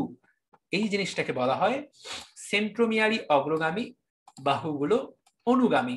অগ্রগামী থাকে সেন্ট্রোমিয়ার, অনুগামী থাকে বাহুগুলো পেছনে পেছনে যায় সেন্ট্রোমিয়ার পেছনে পেছনে। এই কথাটা মনে রাখবা। আর মেরুমুখী চলন কোথায় শুরু হয় এটা তো বুঝতেই পারবা যে অ্যানাফেজ ধাপে। টেলোফেজ ধাপে কি পড়ালেখা? টেলোফেজ ধাপে আসলে আমি মনে করি না খুব একটা পড়ালেখা আছে। টেলোফেজ ধাপটা তুমি রিডিং পড়ে নিতে পারো। একটা শব্দ আমি পড়াতে পারি তোমাকে, সেটা হচ্ছে টেলোফেজ ধাপে জল যোজন শুরু হয়। এর আগে জল বিয়োজন হচ্ছিল, পানিটা চলে যাচ্ছিল, এবার জল যোজন শুরু হয়। ঠিক আছে? আচ্ছা, আর একটা ছোট্ট জিনিসের ঘোষণা আগেই দিয়ে দেই। আমার বাসায় আমার কাছে এই মুহূর্তে ইউপিএস আছে, কিন্তু আমার কাছে এই মুহূর্তে আইপিএস নাই। কোনো কারণে যদি কারেন্ট যায়, কিছু সময়ের জন্য নেট হেরফের হতে পারে, তবে আমরা 5 মিনিটের মধ্যে নেট কানেক্ট করব। কেউ অস্থির হয়ে যাবে না, আমি যদি কোনো কারণে সাথে সাথে ডিসকানেক্ট হয়ে যাই, 5 মিনিট ধৈর্য ধরে অপেক্ষা করবা। আমরা 5 মিনিট ওটাকে ব্রেক হিসেবে ধরে নিবা, আমরা 5 মিনিট পরে এসে জয়েন করব। আশা করি বুঝাতে পেরেছি। এবার শেষ করে ফেললাম ক্যারিওকাইনেসিস, এবার আমরা পড়বো সাইটোকাইনেসিস। এতক্ষণ ধরে আমরা নিউক্লিয়াস ভাগ করে ফেলেছি, এইবার শুধুমাত্র সাইটোপ্লাজমটা 2 ভাগ হয়ে যাবে। এবং দেখো উদ্ভিদ কোষে কিন্তু কোষ প্রাচীর থাকে। দেখি তোমরা বলো তো, প্রাণী কোষে কি কোষ প্রাচীর থাকে?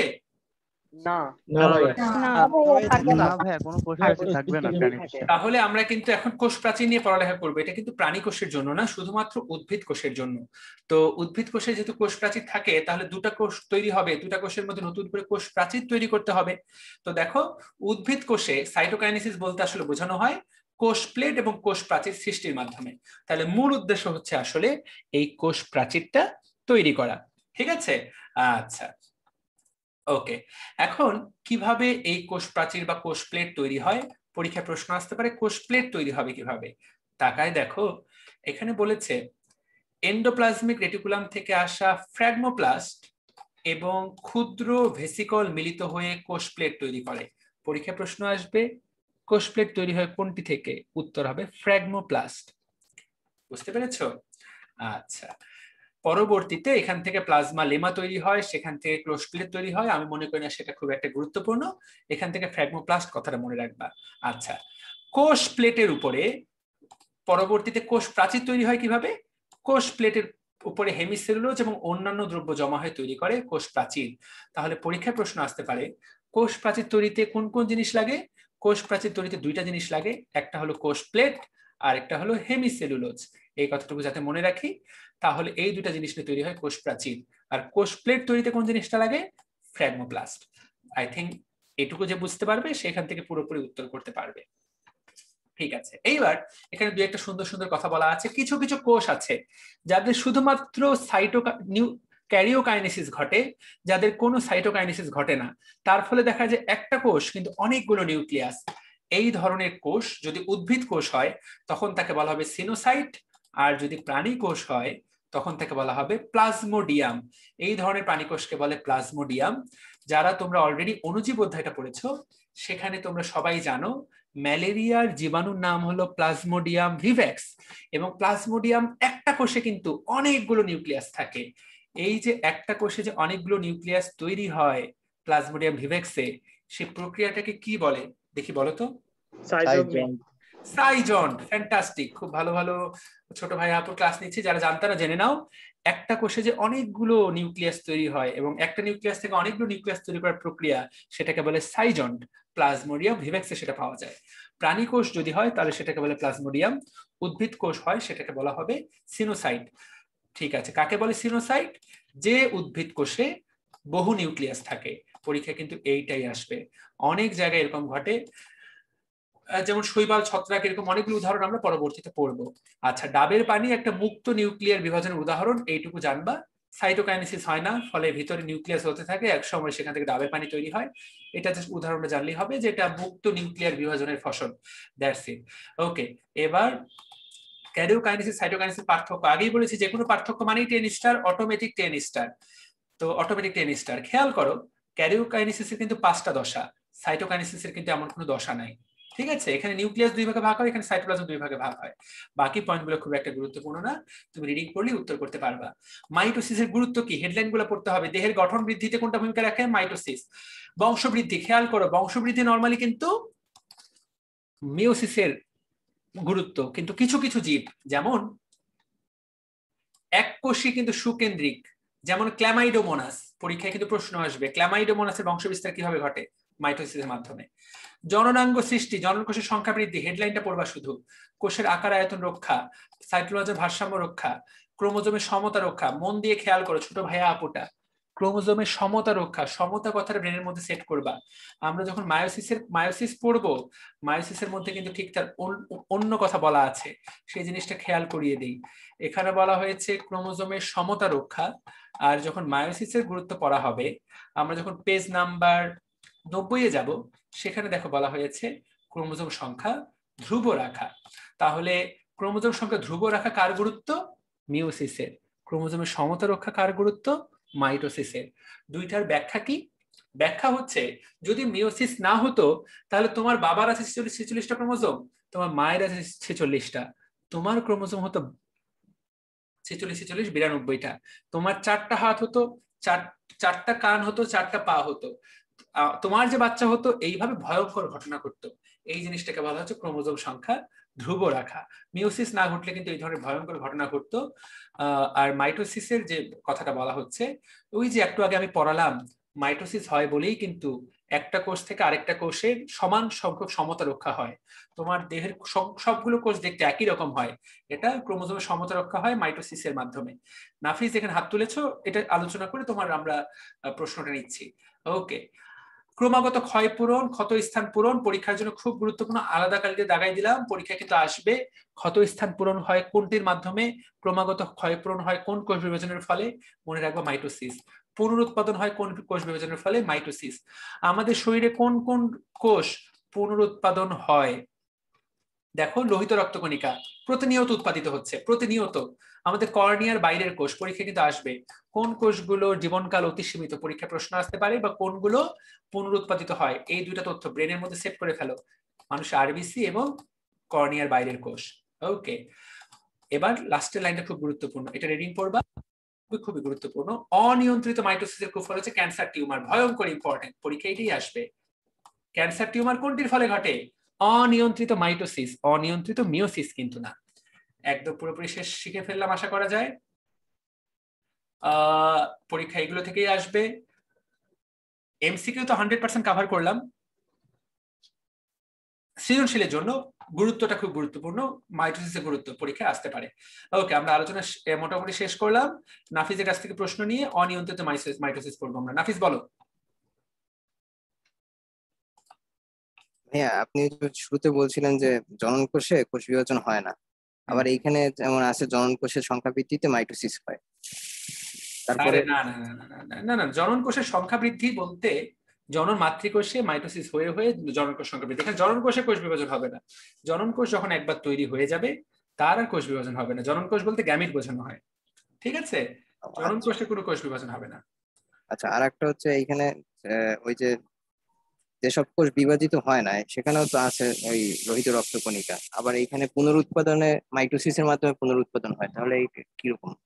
হ্যাঁ, পুনরুৎপাদন তো নতুন একটা কোষ তৈরি হচ্ছে। পুনরুৎপাদন তোমার বোন ম্যারোর কোষগুলো, বোন ম্যারো অর্থাৎ অস্থিমজ্জার কোষগুলোতে মাইটোসিস হয়ে হয়ে নতুন লোহিত রক্তকণিকা তৈরি হয়। যে লোহিত রক্তকণিকা তৈরি হয়ে গেল সে তো আর কোষ বিভাজন হচ্ছে না। একই রকম কথা জনন কোষের জন্য, তুমি যে প্রশ্নটা করলে একই কথা, অর্থাৎ জনন মাতৃকোষের মাইটোসিস হয়ে হয়ে কিন্তু পরবর্তীতে একটা জনন মাতৃকোষ থেকে দুইটা হয়, সেখান থেকে পরবর্তীতে নতুন নতুন জনন কোষ তৈরি হয়। অর্থাৎ জনন কোষে মাইটোসিস হয় এই কথাটা কিন্তু বলা নাই, বলছে জনন কোষের সংখ্যা বৃদ্ধিতে মাইটোসিসের ভূমিকা অপরিহার্য। একই কথা লোহিত রক্তকণিকার জন্য, লোহিত রক্তকণিকাতে মাইটোসিস হয় এই কথাটা বলা নাই। লোহিত রক্তকণিকার সংখ্যা বৃদ্ধিতে পুনরুৎপাদন করতে মাইটোসিস লাগে। এই ঘটনাগুলো ঘটে বোন ম্যারোতে, বোন ম্যারোর কোষে, লোহিত রক্তকণিকায় ঘটে এই কথাটা কোথাও বলা নাই। আর কারো কোনো প্রশ্ন? কারো কোনো প্রশ্ন আছে? তিনজন হাত তুলেছো, বলো। ভাই বোন ম্যারো কি অস্থিমজ্জা? বোন ম্যারো মানে অস্থিমজ্জা, বোন ম্যারো মানে অস্থিমজ্জা। জি জি ভাইয়া। সাদিয়া বলো। ভাই আপনি যে বললেন এখানে মাইটোসিসের এখানে ক্রোমোজোমের সমতা রক্ষা আর মায়োসিসের গুরুত্ব, এখানে ক্রোমোজোমের সংখ্যা ধ্রুব রাখা। আপনি তো বললেন ধ্রুব না রাখলে এখানে হাত বা দুইটা চারটা বেড়ে যাবে, কিন্তু ভাই আমরা তো অনেকে খেয়াল করি যে হাতের ফিঙ্গার গুলো তো অনেকের দুইটা করে হয়, ওইটা কিভাবে হয়? আচ্ছা ঠিক আছে, এটা একটা প্রশ্ন আসতে পারে, যেহেতু এটা টপিকের মধ্যে আলোচনার প্রশ্ন না আমাদের। এটা 5টার জায়গায় 6টা আঙ্গুল। সবচেয়ে বিখ্যাত উদাহরণ হলো ঋত্বিক রোশন, এটাকে বলে সিনডাকটাইলি। এটা ছোট্ট খাট্টো ক্রোমোজোমের মিসম্যাচের কারণে, অর্থাৎ যখন বাচ্চাটার শরীরের বাপ মায়ের ক্রোমোজোম একত্রিত হচ্ছিল তখন রেপ্লিকেশন, ট্রান্সক্রিপশন, ট্রান্সলেশনের ছোট্ট একটা ভুলের কারণে, এগুলা জেনেটিক্যাল ছোটখাটো ভুলের কারণে। আর আমরা যেটা বললাম সেটা অনেক বড় বিষয়, হ্যাঁ 46 দুগুণে 92, সেটা অনেক বড় বিষয়, অনেক বড় জেনেটিক্যাল ভুল। এগুলো ছোট্ট ক্রোমোজোমে নির্দিষ্ট ভুল। যেমন আমার যে 5টা আঙ্গুল হবে এটা কিন্তু আমার ক্রোমোজোমে বলা আছে, সজীবের 5টা আঙ্গুল হবে। ঋত্বিক রোশনের বলা ছিল যে 5টা আঙ্গুল হবে, ওই 5-এর জায়গায় ছোট্ট একটা ভুল হয়ে গেছে, টাইপিং মিস্টেক হিসেবে 5-এর জায়গায় 6 হয়ে গেছে একটা হাতে, তোর 6 হয়েছে, ছোট্ট একটা ভুল। এটা এত বড় ঘটনা না যে একদম মাইটোসিস মিওসিসের, এগুলো ছোট্ট ক্রোমোজোমের ভুল, রেপ্লিকেশনের ভুল হতে পারে, ট্রান্সক্রিপশনের ভুল হতে পারে, যে কোনো জায়গায় একটা ছোট ভুল হয়েছে। আচ্ছা আচ্ছা, আমি একটা মোটামুটি সিদ্ধান্ত নিয়ে নিয়েছি। সিদ্ধান্তটা হচ্ছে এমন, আমরা এই পরবর্তী টপিকটা পড়ে আমরা আজকের ক্লাস শেষ করব। মায়োসিস অংশটা আমরা নেক্সট ক্লাসে পড়বো। নেক্সট ক্লাস আমরা শনিবারেও করতে পারি, তোমাদের যদি সমস্যা না থাকে তাহলে রবিবারে আমরা পুরো চ্যাপ্টারটা পরীক্ষা নিতে পারবো। কোনো সমস্যা আছে কারো?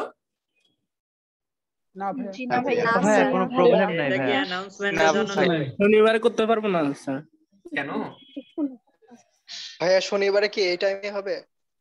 আচ্ছা আমরা জানিয়ে দিব, কোনো সমস্যা নেই, যা হবে আমরা আগেই জানিয়ে দিব, নাথিং টু ওয়ারি, ঠিক আছে?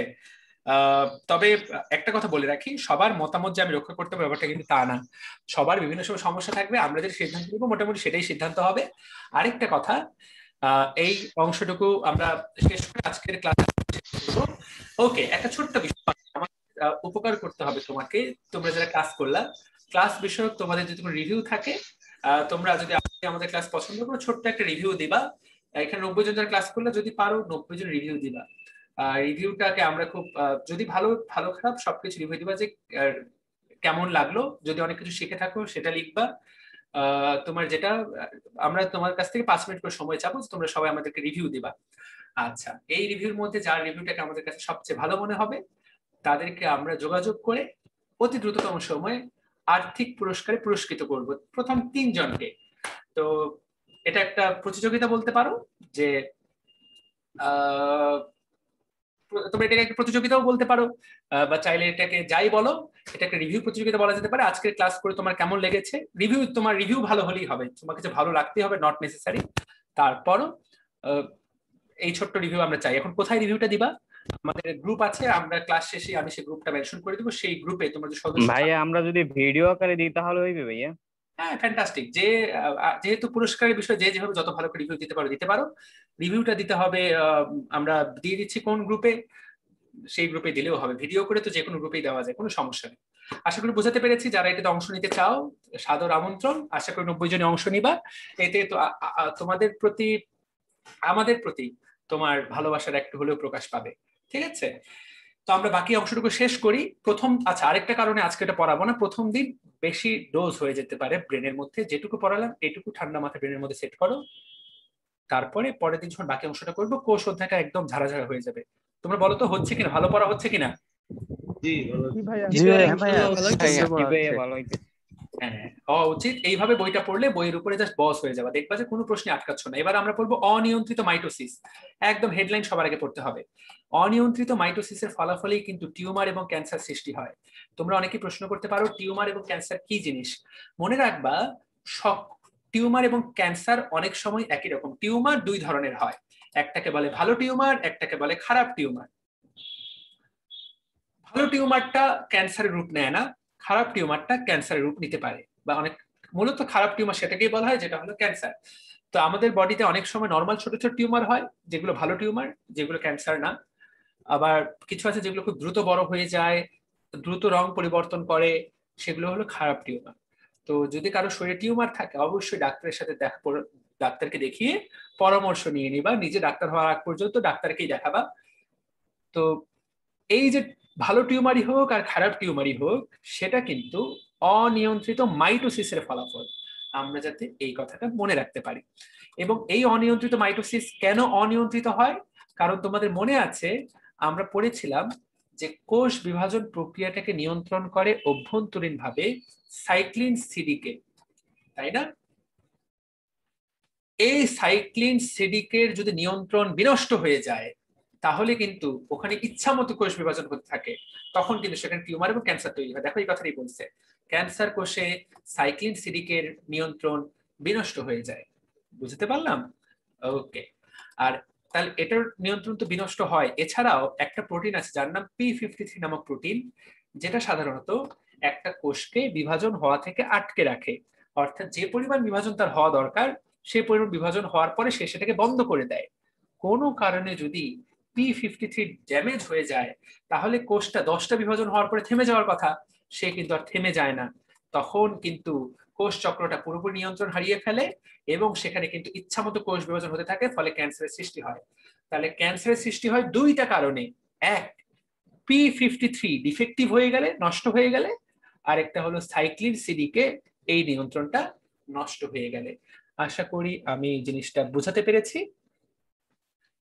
কেন ক্যান্সার হতে পারে এই 2টা ঘটনা, যদিও এই 2টা ঘটনা তোমাদের লেভেলে বলা হয়েছে। তুমি যখন ডাক্তার হবা, মেডিকেলে পড়বা, তখন আরো এরকম 10 থেকে 12টা কারণ পড়বা যে সকল কারণে ক্যান্সার তৈরি হয়। তবে মূল কারণ কিন্তু আলটিমেটলি নিয়ন্ত্রণ নষ্ট হয়ে যাওয়া। P53 একটা কারণ। P53 এর মতো অনেকগুলো এরকম প্রোটিন আছে যারা এরকম নিয়ন্ত্রণ নষ্ট করে দেয়, বা যারা নষ্ট হয়ে গেলে নিয়ন্ত্রণটা আর থাকে না। এগুলোকে বলা হয় অঙ্কোজিন। দেখো, কোষচক্র বিনষ্টকারী জিনগুলোকে বলে অঙ্কোজিন, এবং টিউমার সৃষ্টি হওয়ার প্রক্রিয়াটাকে বলে অঙ্কোজেনেসিস। অঙ্ক কথাটার অর্থ হলো ক্যান্সার। আমার নিজের ক্যান্সার নিয়ে পড়ালেখা করার ইচ্ছা আছে। আমি যদিও মেডিসিনে পার্ট 1 করেছি MCPS, তবে আমার ইচ্ছা হচ্ছে ক্যান্সার নিয়ে পড়া। এবং বাংলাদেশে এখন পর্যন্ত ক্যান্সারের একই জায়গায় গিয়ে সকল চিকিৎসা হবে এ ধরনের কোনো প্রতিষ্ঠান নাই। এবং ক্যান্সারের খুব যে একটা সুচিকিৎসা বাংলাদেশে এখনো হয়, আমরা এখন সেই ধাপে যাইনি। আমার ইচ্ছা হচ্ছে ক্যান্সার কিন্তু ভবিষ্যতে ঘরে ঘরে হবে। আমরা যে ভেজাল খাবার খাই, যে পরিবেশে বাস করি, ক্যান্সার হওয়াটা অবশ্যম্ভাবী। 2050 সালে ভয়ঙ্কর রূপ ধারণ করবে ক্যান্সার, তখন যাতে আমরা একটা সলিউশন নিয়ে আসতে পারি এই ক্যান্সারে, সেজন্য তোমাদের দোয়া প্রার্থী। তো যারা ক্যান্সার নিয়ে পড়ালেখা করে তাদেরকে বলে অঙ্কোলজিস্ট। টিউমার সৃষ্টি হওয়াকে বলে অঙ্ক শব্দের অর্থে ক্যান্সার। তাহলে সৃষ্টি হওয়া মানে হলো জেনেসিস, তাহলে অঙ্কোজেনেসিস হলো টিউমার সৃষ্টি হওয়ার প্রক্রিয়া, অঙ্ক মানে যেহেতু ক্যান্সার। আর যে জিনগুলা ক্যান্সার তৈরি করে তাদেরকে বলে অঙ্কোজিন। আচ্ছা, কার্সিনো কথাটার অর্থ কিন্তু ক্যান্সার, অঙ্ক কার্সিনো সবকিছুই কিন্তু ক্যান্সার। আচ্ছা, কোন পদার্থ যদি ক্যান্সার সৃষ্টি করে সেগুলোকে বলে কার্সিনোজেন। আর যে সকল রাসায়নিক পদার্থ এরকম ক্যান্সার সৃষ্টিতে উৎসাহ দেয় তাদেরকে বলে মিউটাজেন। মিউটাজেনের অপর নাম কার্সিনোজেন। যাহাই মিউটাজেন তাহাই কার্সিনোজেন। এই কথাগুলো প্রত্যেককে জানতে হবে। খুব গুরুত্বপূর্ণ তথ্য, দেহের বিভিন্ন অংশে ক্যান্সার ছড়িয়ে পড়াকে বলে মেটাস্টেসিস। খুব ভয়ঙ্কর। ওই যে আমি একটু আগে বলছিলাম যে টিউমার দুই ধরনের হয়, ভালো টিউমার এবং খারাপ টিউমার। ভালো টিউমার এবং খারাপ টিউমারের মধ্যে খুব গুরুত্বপূর্ণ পার্থক্য হচ্ছে ভালো টিউমার গুলার মেটাস্টেসিস ক্ষমতা নাই, অর্থাৎ যেখানে হবে সেখানেই থাকবে, ছড়িয়ে যাবে না। কিন্তু ক্যান্সার যেখানে হয় সেখান থেকে পুরো শরীরে ছড়িয়ে যায়। এই যে পুরো শরীরে ছড়িয়ে যাওয়া, এই জিনিসটাকে বলে মেটাস্টেসিস। পরীক্ষা প্রশ্ন আসবে নিচের কোনটি ক্যান্সারের গুরুত্বপূর্ণ ধর্ম? ক্যান্সারের সবচেয়ে গুরুত্বপূর্ণ ধর্ম হলো মেটাস্টেসিস। খুবই খুবই খুবই গুরুত্বপূর্ণ ধর্ম, এটি পরীক্ষায় আসবে। এবং তোমরা শুনে থাকবা যে বলা হয় যে ক্যান্সারটা পুরো শরীরে ছড়িয়ে পড়েছে, এখন আর ডাক্তারদের কিছুই করার নাই। কারো যদি ক্যান্সার মেটাস্টেসিস হয়ে যায় তাকে তার আয়ু কমপক্ষে 15 বছর কমে যায়। আর কারো যদি মেটাস্টেসিস না হয় তাহলে তার আয়ু খুব একটা কমে না, কমলে 2-3 বছর 5 বছর। কিন্তু মেটাস্টেসিস হয়ে গেল 15 থেকে 20 বছর আয়ু কমে যায়। সে যদি 80 বছর বাঁচতো এখন 60 বছর বাঁচবে। মেটাস্টেসিস এতটা ভয়ঙ্কর ঘটনা। আচ্ছা, ঠিক আছে, আমরা তত্ত্বীয় অতত্ত্বীয় অনেকগুলো আলোচনা করলাম। কেন ক্যান্সার হয় সেটা জানলাম। যারা যে সকল জিন ক্যান্সার করে তাদেরকে বলে অঙ্কোজিন, যে সকল পদার্থ করে তাদেরকে বলে মিউটাজেন বা কার্সিনোজেন। ওকে, এখন আমাদের শরীরে অনেকভাবে কোষের মৃত্যু হয়। এখানে দুইটা কথা বলা হয়েছে, একটা হলো নেক্রোসিস আর একটা অ্যাপোপ্টোসিস। এপোপ্টোসিসটা পরীক্ষার জন্য বেশি গুরুত্বপূর্ণ, এটাকে বলে জেনেটিক্যালি নিয়ন্ত্রিত মৃত্যু। পরীক্ষার জন্য এটাই সবচেয়ে গুরুত্বপূর্ণ, পরীক্ষায় কিন্তু এটাই আসবে। কোনটা জেনেটিক্যালি নিয়ন্ত্রিত মৃত্যু? এইখানে উদাহরণ দেওয়া আছে, তুমি উদাহরণ পড়ে নিবা। আমরা যখন ছোটবেলায় মায়ের পেটে ছিলাম তখন আমাদের হাতের আঙ্গুলগুলো জোড়া লাগানো অবস্থায় ছিল। পরবর্তীতে কিন্তু এই জোড়াগুলো খুলে গেছে, ভিতরে কোষগুলো মারা গেছে, দুইটা মারা গেছে বলে এই আঙ্গুলগুলো আমরা আলাদা করতে পারছি। যদি আলাদা করতে না পারতাম তাহলে এরকম হাত নিয়ে তুমি আমি ঘুরতাম।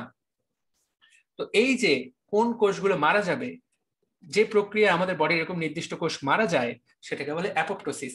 প্রত্যেকদিন আমাদের শরীরে কিন্তু লক্ষ লক্ষ কোষে মৃত্যু হয় অ্যাপোপ্টোসিস প্রক্রিয়ায়। বেশিরভাগই হলো রক্তকোষ যাদের আয়ু শেষ এবং অন্ত্রের অ্যাপিথেলিয়াম কোষ। যে রক্তকোষটার লোহিত রক্তকণিকা কোষটা জন্ম হলো তার আয়ু দেওয়া থাকে 120 দিন। 120 দিন পর সে অ্যাপোপ্টোসিস হয়ে মারা যায়। আমরা যে খাবার খাই, পরিপাক নালীতে প্রতিদিন লাখ লাখ কোষ মারা যাচ্ছে, নতুন নতুন কোষ জন্ম নিচ্ছে। কোন প্রক্রিয়ায়? অ্যাপোপ্টোসিস প্রক্রিয়ায়। পরীক্ষা কিন্তু এই উদাহরণটাই আসবে। আর নেক্রোসিস কোনটা? নেক্রোসিস হচ্ছে পুষ্টির অভাব হলে বা বিষাক্ত দ্রব্যের প্রভাবে যদি কোনো কোষ মারা যায়। যেমন হার্ট অ্যাটাক হলে হার্টের যে কোষগুলো মারা যায় সেটাকে বলে নেক্রোসিস। ব্রেনে স্ট্রোক হলে ব্রেনের যে কোষগুলো মারা যায় সেটাকে বলে নেক্রোসিস। অর্থাৎ কোথাও যদি রক্তনালী বন্ধ হয়ে যায়, সেই রক্তনালীটা যে সকল কোষে খাবার নিয়ে যেত সে সকল কোষে খেতে পারে না, পরে তারা একটু কান্নাকাটি করে। কান্নাকাটি করে পুষ্টির অভাব কিন্তু তাদের মধ্যে হয়। তাহলে এই যে পুষ্টির অভাব হয়, এই পুষ্টির অভাব এটা কি বলে? পুষ্টির অভাবের ফলে কোষগুলো মারা যায়, এটাকে বলে নেক্রোসিস। তাহলে এই মৃত্যুটাকে বলে নেক্রোসিস। ওকে, ঠিক আছে। এখন এইখানে একটা খুব সুন্দর কথা বলা হয়েছে এমআই। এমআই শব্দের অর্থ মাইটোটিক ইন্ডেক্স। এই এমআই কথাটা আরেক জায়গায় পাবা, হার্ট অ্যাটাকের অপর নাম এমআই, মায়োকার্ডিয়াল ইনফার্কশন। প্রাণীবিজ্ঞানে গিয়ে পাবা রক্ত অধ্যায়ে। তো এখানে একটা এমআই শিখে রাখো, ওখানে একটা এমআই শিখবা। এমআই কাকে বলে? মাইটোসিসরত কোষ সংখ্যা বাই মোট কোষ সংখ্যা। অর্থাৎ কারো যদি কোষ থাকে 100টা, তার মধ্যে যদি 10টা কোষ মাইটোসিসে যায় তাহলে তার এমআই নাম্বার হলো 0.1। মনে রাখতে হবে যার এমআই সংখ্যা যত বেশি তার টিউমার হওয়ার সম্ভাবনা তত বেশি। ঠিক আছে? বা আমরা যে কোনো একটা টিউমারের এমআই দেখেই বলে দিতে পারি যে এই টিউমারটা কি ভালো টিউমার না খারাপ টিউমার। ক্যান্সার কোষগুলোর এমআই অনেক বেশি থাকে, এরা খুব দ্রুত বাড়ে, আর যেগুলো ভালো টিউমার তাদের এমআই থাকে অনেক কম।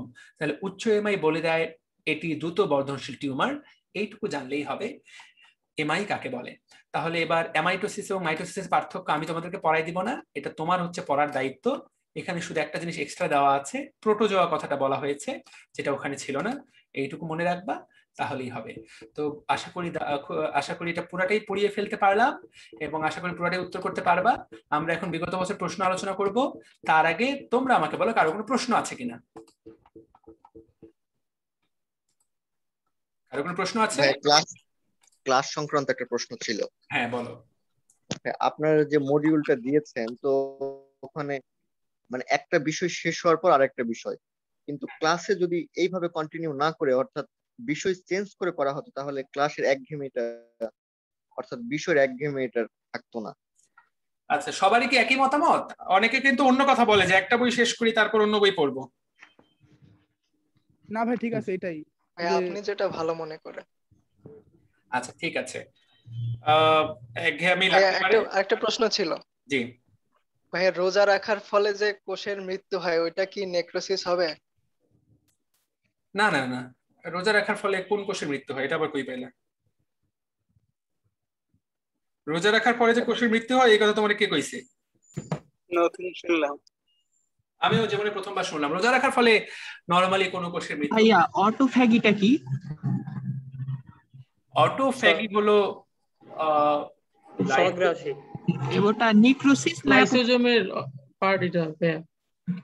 অটোফ্যাগিটা কি অটোফ্যাগি প্রক্রিয়ায় দুটোই হতে পারে, নেক্রোসিসও হতে পারে অ্যাপোপ্টোসিসও হতে পারে। এক্স্যাক্টলি দুটোই হতে পারে, দুটোই হতে পারে। অটোফ্যাগি একটা প্রসেস, যে প্রসেসে কোষ মারা যেতে পারে এবং দুভাবেই, অর্থাৎ অটোফ্যাগি প্রক্রিয়ায় নেক্রোসিসও হতে পারে অ্যাপোপ্টোসিসও হতে পারে, ডিপেন্ডস অন হোয়াট। কোষটা মারা গেছে, এখন সেই কোষটাকে রিমুভ করতে হবে, অটোফ্যাগি প্রক্রিয়া রিমুভ হয়ে গেল, বুঝতে পারলাম? মারা যাওয়াটার উপর নির্ভর করে যে এটাকে নেক্রোসিস নাকি অ্যাপোপ্টোসিস, কিভাবে এরপর সরে গেল সেটা গুরুত্বপূর্ণ না। আমরা এতক্ষণ যা পড়লাম এই টপিকের উপরে বিগত বছরের প্রশ্নগুলো আলোচনা হবে, যে পারবা সে সাথে সাথে উত্তর দিবা। এই দুটো অলরেডি আমরা আলোচনা করেছি, রাইট? পরের প্রশ্নে যাচ্ছি, দেখি সবাই উত্তর দিবা। বলো, মাইটোসিস কোষ বিভাজনের কোন পর্যায়ে প্রতিটি ক্রোমাটিড একটি অপত্য ক্রোমোজোমে পরিণত হয়? অ্যানাফেজ। অ্যানাফেজ। অ্যানাফেজ।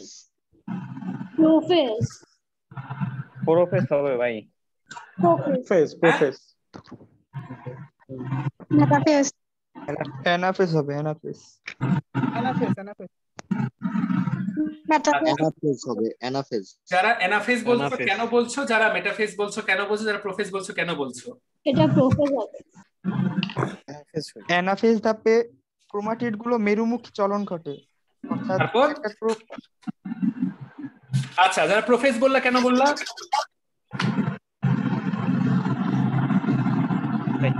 আর ওখানে সাউন্ড হচ্ছে, সে একটু সাউন্ড অফ করে দাও।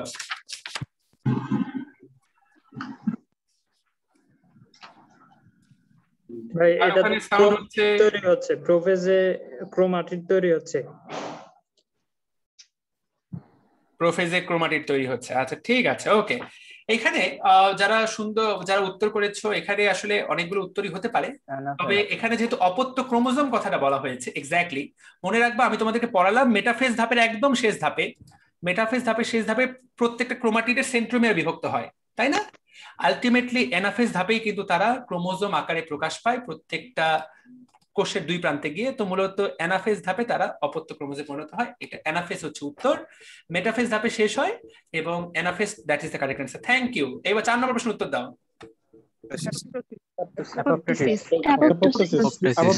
দেখো, মেডিকেল ভর্তি পরীক্ষা প্রশ্ন 2018, মেডিকেল ভর্তি পরীক্ষা প্রশ্ন 2017। আশা করি সবাই বুঝতে পারছো যে এগুলোই মেটাফেজ পর্যায়ে। হ্যাঁ, এবার মেটাকাইনেসিস কোথায় কাটবে? মেটাফেজ পর্যায়ে হবে। মেটাফেজ পর্যায়ে। Thank you. মেডিকেল ভর্তি প্রশ্ন 2002। Thank you, okay. মেটাফেজ। এইবার বলো 6 নাম্বার কে বলতে পারে দেখি?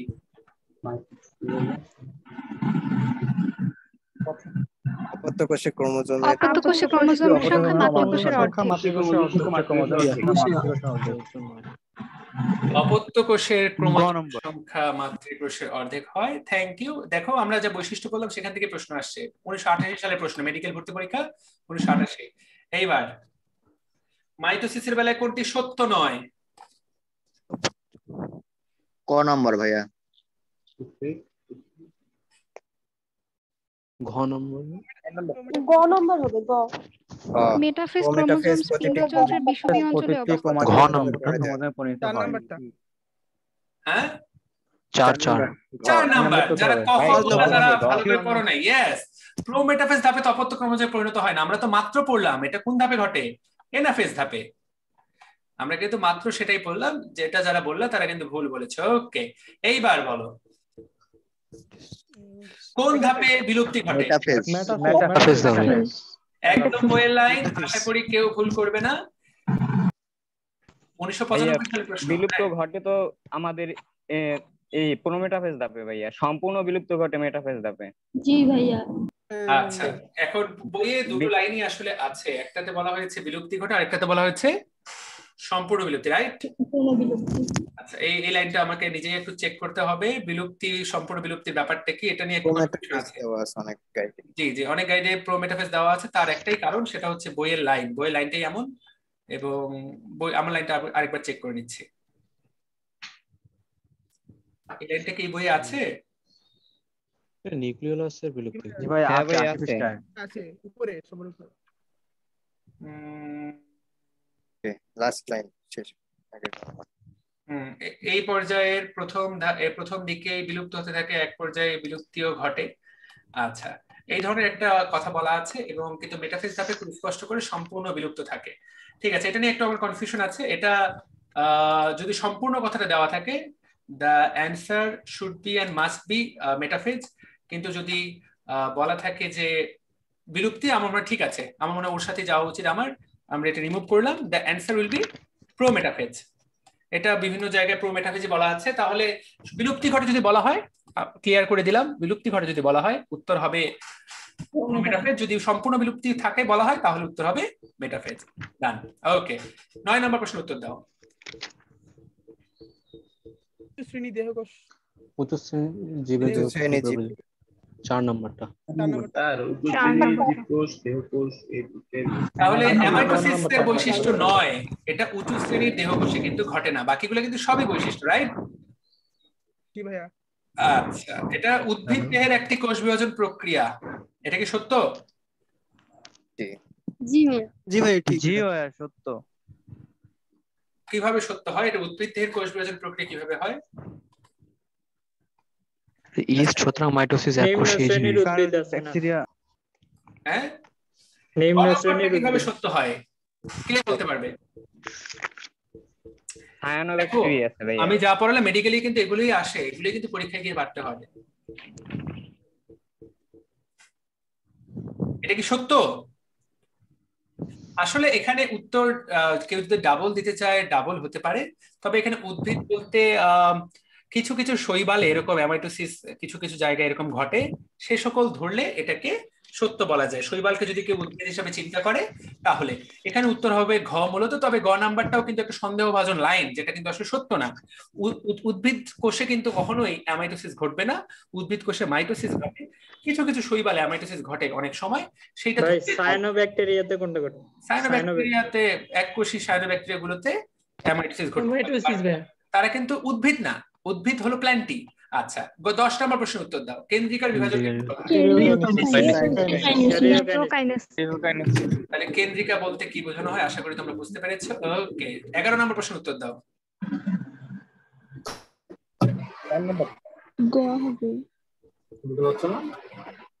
কোনটি মাইটোসিস?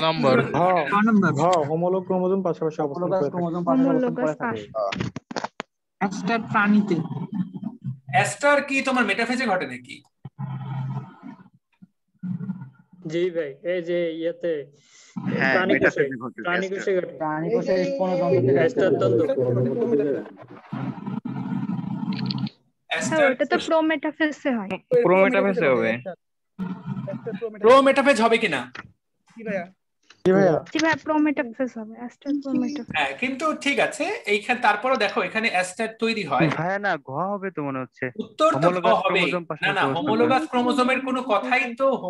ক্রোমোজোমের কোনো কথাই তো মাইটোসিসে নেই, এটা তো মিওসিসের উদাহরণ নাকি? দ্যাট ইজ দ্য উত্তর। কিন্তু মেডিকেল ভর্তি পরীক্ষায় সবসময় এরকম কনফিউজিং কিছু জিনিস পাবা, এটা বোঝানোর জন্য সবসময় এরকম কনফিউজিং কিছু জিনিস পাবা। এইটার মতো এই সকল জায়গায় ডাবল অ্যান্সার দাগাবার দরকার নাই। তোমার মনে হবে যে এটাও ভুল, এই সকল জায়গায় ডাবল অ্যান্সার দাগাবা না। দেখো মেটাফেজ দশায় অ্যাস্টার তৈরি হয়, বইয়ে বলা আছে প্রো মেটাফেজে তৈরি হয়, কিন্তু এই কথাকে বলা আছে যে মেটাফেজে কখনোই তৈরি হয় না, এই কথা কিন্তু বলা নাই। তাহলে এটা যে ভুল এই কথা কিন্তু তুমি বলতে পারো না। প্রো মেটাফেজটা সঠিক, দ্যাটস ট্রু, বাট এটা যে ভুল এই ধরনের কোনো কথা তুমি বলতে পারো না। সেই জন্য ডাবল অ্যান্সার দাগাবার দরকার নাই। যেখানে স্পষ্ট বোঝা যাচ্ছে ঘ নাম্বারটা হচ্ছে ভুল উত্তর, সেখানে অবশ্যই ঘ নাম্বার দাগাবা, এই ধরনের গুলোকে অ্যাভয়েড করে যাবা। এবার মেডিকেল ভর্তি পরীক্ষা এরকম অনেকটুকু হয়েছে, তো শিখে ফেললাম। এবার এইটা বলো, কোন অংশ কোষ বিভাজনে অংশ নেয় না? Golgi body. Golgi body. Golgi body অংশ নেয় বা অংশ নেয়, সরি অংশ নেয় কোনটা? নেয় সেন্ট্রিওল। তাই তো বলি যে কোনটা সেন্ট্রিওল। সেন্ট্রিওল। বাকিগুলো কিন্তু সরাসরি অংশ নেয় না, আমরা কিন্তু কোথাও এগুলো নিয়ে আলোচনা করব না। নিউক্লিয় ঝিল্লি, গলজি বডি, মাইটোকন্ড্রিয়া এগুলো কিন্তু কোনো অ্যাক্টিভ পার্টিসিপেশন নাই, কিন্তু সেন্ট্রিওল আমরা পড়েছি কোথায় কিভাবে কাজ করে।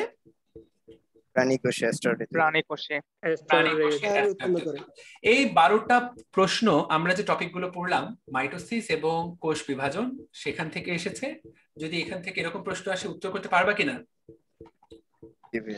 জি ভাই যা পড়লাম এর বাইরে কোনো প্রশ্ন ইনশাল্লাহ আসবে না। আমরা পরবর্তী দিন মায়োসিস, কোষ বিভাজন এবং ক্রসিং ওভার টপিকটা নিয়ে আলোচনা করব নেক্সট ক্লাসে। আজকে প্রথম ক্লাস পরিচিতিতে সময় গেছে, আমরা ঠিক 3টা পর্যন্ত শুরু করলাম, 5টা পর্যন্ত শেষ করবো। নেক্সট ক্লাসগুলোতে আমরা আরেকটু স্পিডে পড়তে পারবো। কারো কোনো প্রশ্ন থাকলে করতে পারো। আর ওই যে বললাম যারা ক্লাস করলা সবার কাছ থেকে রিভিউ আশা করছি। রিভিউটা কোন গ্রুপে দিবা? সেই গ্রুপে যদি তোমরা অ্যাড না হও আমরা গ্রুপে লিংকটা দিয়ে দিচ্ছি, আমাদের ফেসবুক গ্রুপে সেটা অ্যাড হবে, সেটাতে রিভিউ দিয়ে লিংক হবে, কোনো সমস্যা নেই। হ্যাঁ আমরা নেক্সট ক্লাস কবে? নেক্সট ক্লাস আমাদের ক্লাস হলো রবিবার এবং মঙ্গলবার। যেহেতু রবিবার মডিউল 2 অনুষ্ঠিত হবে, এতে কোনো সন্দেহ নাই। যেহেতু মডিউল 1-এর অর্ধেক ক্লাস বাকি থাকলো, আমরা সেটা যদি পারি শুক্র বা শনিবার সেটা নিব, যদি না নেই তাহলে অন্যদিন নেওয়া হবে। কিন্তু নেক্সট ক্লাসে মডিউল 2 শুরু হবে, মডিউল 1 আর আমরা শুরু করব না, মডিউল 2 পড়ানো শুরু করব। মডিউল 1 এক্সট্রা ক্লাস হিসাবে আমরা আলোচনা করে ফেলবো, মানে এক্সট্রা যে ক্লাস হবে সেটাতে মডিউলার আলোচনা হবে। আশা করি সবাইকে বোঝাতে পেরেছি। ক্লাস শেষে আমরা গ্রুপে আজকে এই পুরো মডিউলটা শেষ হওয়ার পরে আসলে আপলোড দিলে ভালো হয়। তারপরে দাগানো অংশটুকুর বইটা আমরা গ্রুপের ফাইল সেকশনে আপলোড দিয়ে দিব, গ্রুপে একটু পরে দেখতে পাবা। ফাইলে ক্লিক করলেই সবগুলো চলে আসবে। যেহেতু বাকি অংশটুকু দাগানো নাই, দরকার 2বার আপলোড করব, কোনো সমস্যা নেই আমাদের 2বার আপলোড করতে। আমরা দাগানো অংশটা আবার আপলোড করে দিচ্ছি, ঠিক আছে? সো আজ যাচ্ছি কিন্তু যাচ্ছি না, দেখা হবে পরের ক্লাসে। কারো সবার সাথে দেখা হচ্ছে তোমাদের রিভিউতে তোমরা আমাদেরকে রিভিউ দিচ্ছ, গ্রুপে লিংক দিয়ে দিচ্ছি। কারো কোনো প্রশ্ন থাকলে আমাদের সাথে যোগাযোগ করবা। হ্যাঁ, আর কালকে থেকে আমরা জিকে ইংলিশের ক্লাস থেকে শুরু হবে। জিকে ইংলিশ আমরা আগামী কাল থেকে জিকে ইংলিশ ক্লাস শুরু করব, এবং জিকে ইংলিশ ক্লাসের কালকে প্রথম ক্লাস, কালকে সকাল প্রথম উদ্বোধনী ক্লাস 10:15-তে। তোমরা চাইলে প্রথম ক্লাসটা তোমাদেরকে আহ্বান জানাতে পারি আমরা এই গ্রুপে জিকে ইংলিশের প্রথম ক্লাসে লিংক দিয়ে দিব, সবাই ক্লাসটাতে আমন্ত্রিত। জিকে ইংলিশ আসলে কি শেখাচ্ছে তোমরা চাইলে ওটাতে জয়েন করতে পারো। কালকে সকাল 10:15-তে জিকে ইংলিশ উদ্বোধনী ক্লাস, সবাই ফ্রিতে জয়েন করতে পারবা, নাথিং টু ওয়ারি। এখানে লিংক দিয়ে দেওয়া হবে, সবাই আমন্ত্রিত। আজকে জিকে ইংলিশ গ্রুপে জিকে ইংলিশ রুটিন দেওয়া হবে। ওকে, কারো কোনো প্রশ্ন আছে? আর মুরগির চাষ করে কে এখানে? মুরগির চাষ করে কে? ভাই ও মেডিকেলে ভর্তি হবে। হ্যাঁ বলো, শুনছি। ভাইয়া আপনি ক্লাসে শুনতে বলেছিলেন জনন কোষে কোনো প্রকার বিভাজন। বুঝি নাই, তোমার কথাটা বুঝতে পারি নাই। আপনি ক্লাসে শুরুতে যখন মাইটোসিস পড়াচ্ছিলেন তখন বলেছিলেন জনন কোষের কোনো প্রকার বিভাজন হয় না, মাইটোসিসের গুরুত্বতে জনন কোষ বিভাজনটা লেখা আছে। তুমি এটা শুনতে ভুল করেছো, আমরা আলোচনা করে ফেলেছি। জনন কোষে কোনো কোষ বিভাজন হয় না, ওখানে স্পষ্ট করে বলা নাই যে জনন কোষে বিভাজন হয়, লেখা আছে জনন কোষের সংখ্যা বৃদ্ধিতে মাইটোসিস দরকার। অর্থাৎ বিভাজনটা জনন কোষে হবে না, বিভাজনটা হয় জনন কোষ ছাড়া অন্য সকল কোষে, যেখানে বিভাজন হওয়া সম্ভব। জনন কোষ বলতে দুইটা কোষ বিভাজন হয়, শুক্রাণু এবং ডিম্বাণু, গ্যামিট।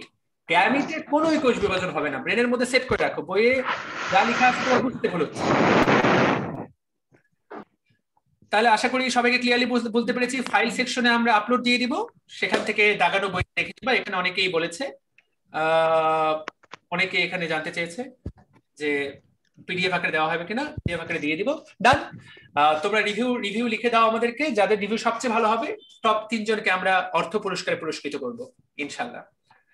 ভাইয়া জি ভাইয়া হচ্ছে ওই একজন বললো যে মানে সাবজেক্ট চেঞ্জ করার জন্য মাঝে মধ্যে ক্লাসগুলোতে, ওটা করলে ভাই ভালো হয় আর কি। হ্যাঁ ভাইয়া ওটা কেবল একটা ক্লাস নিলাম, 5টা ক্লাস নিতে যে খুব বোরিং লাগতেছে ভাই, বোটানি আর পড়বো না, তখন এই প্রশ্নটা আসতে পারে।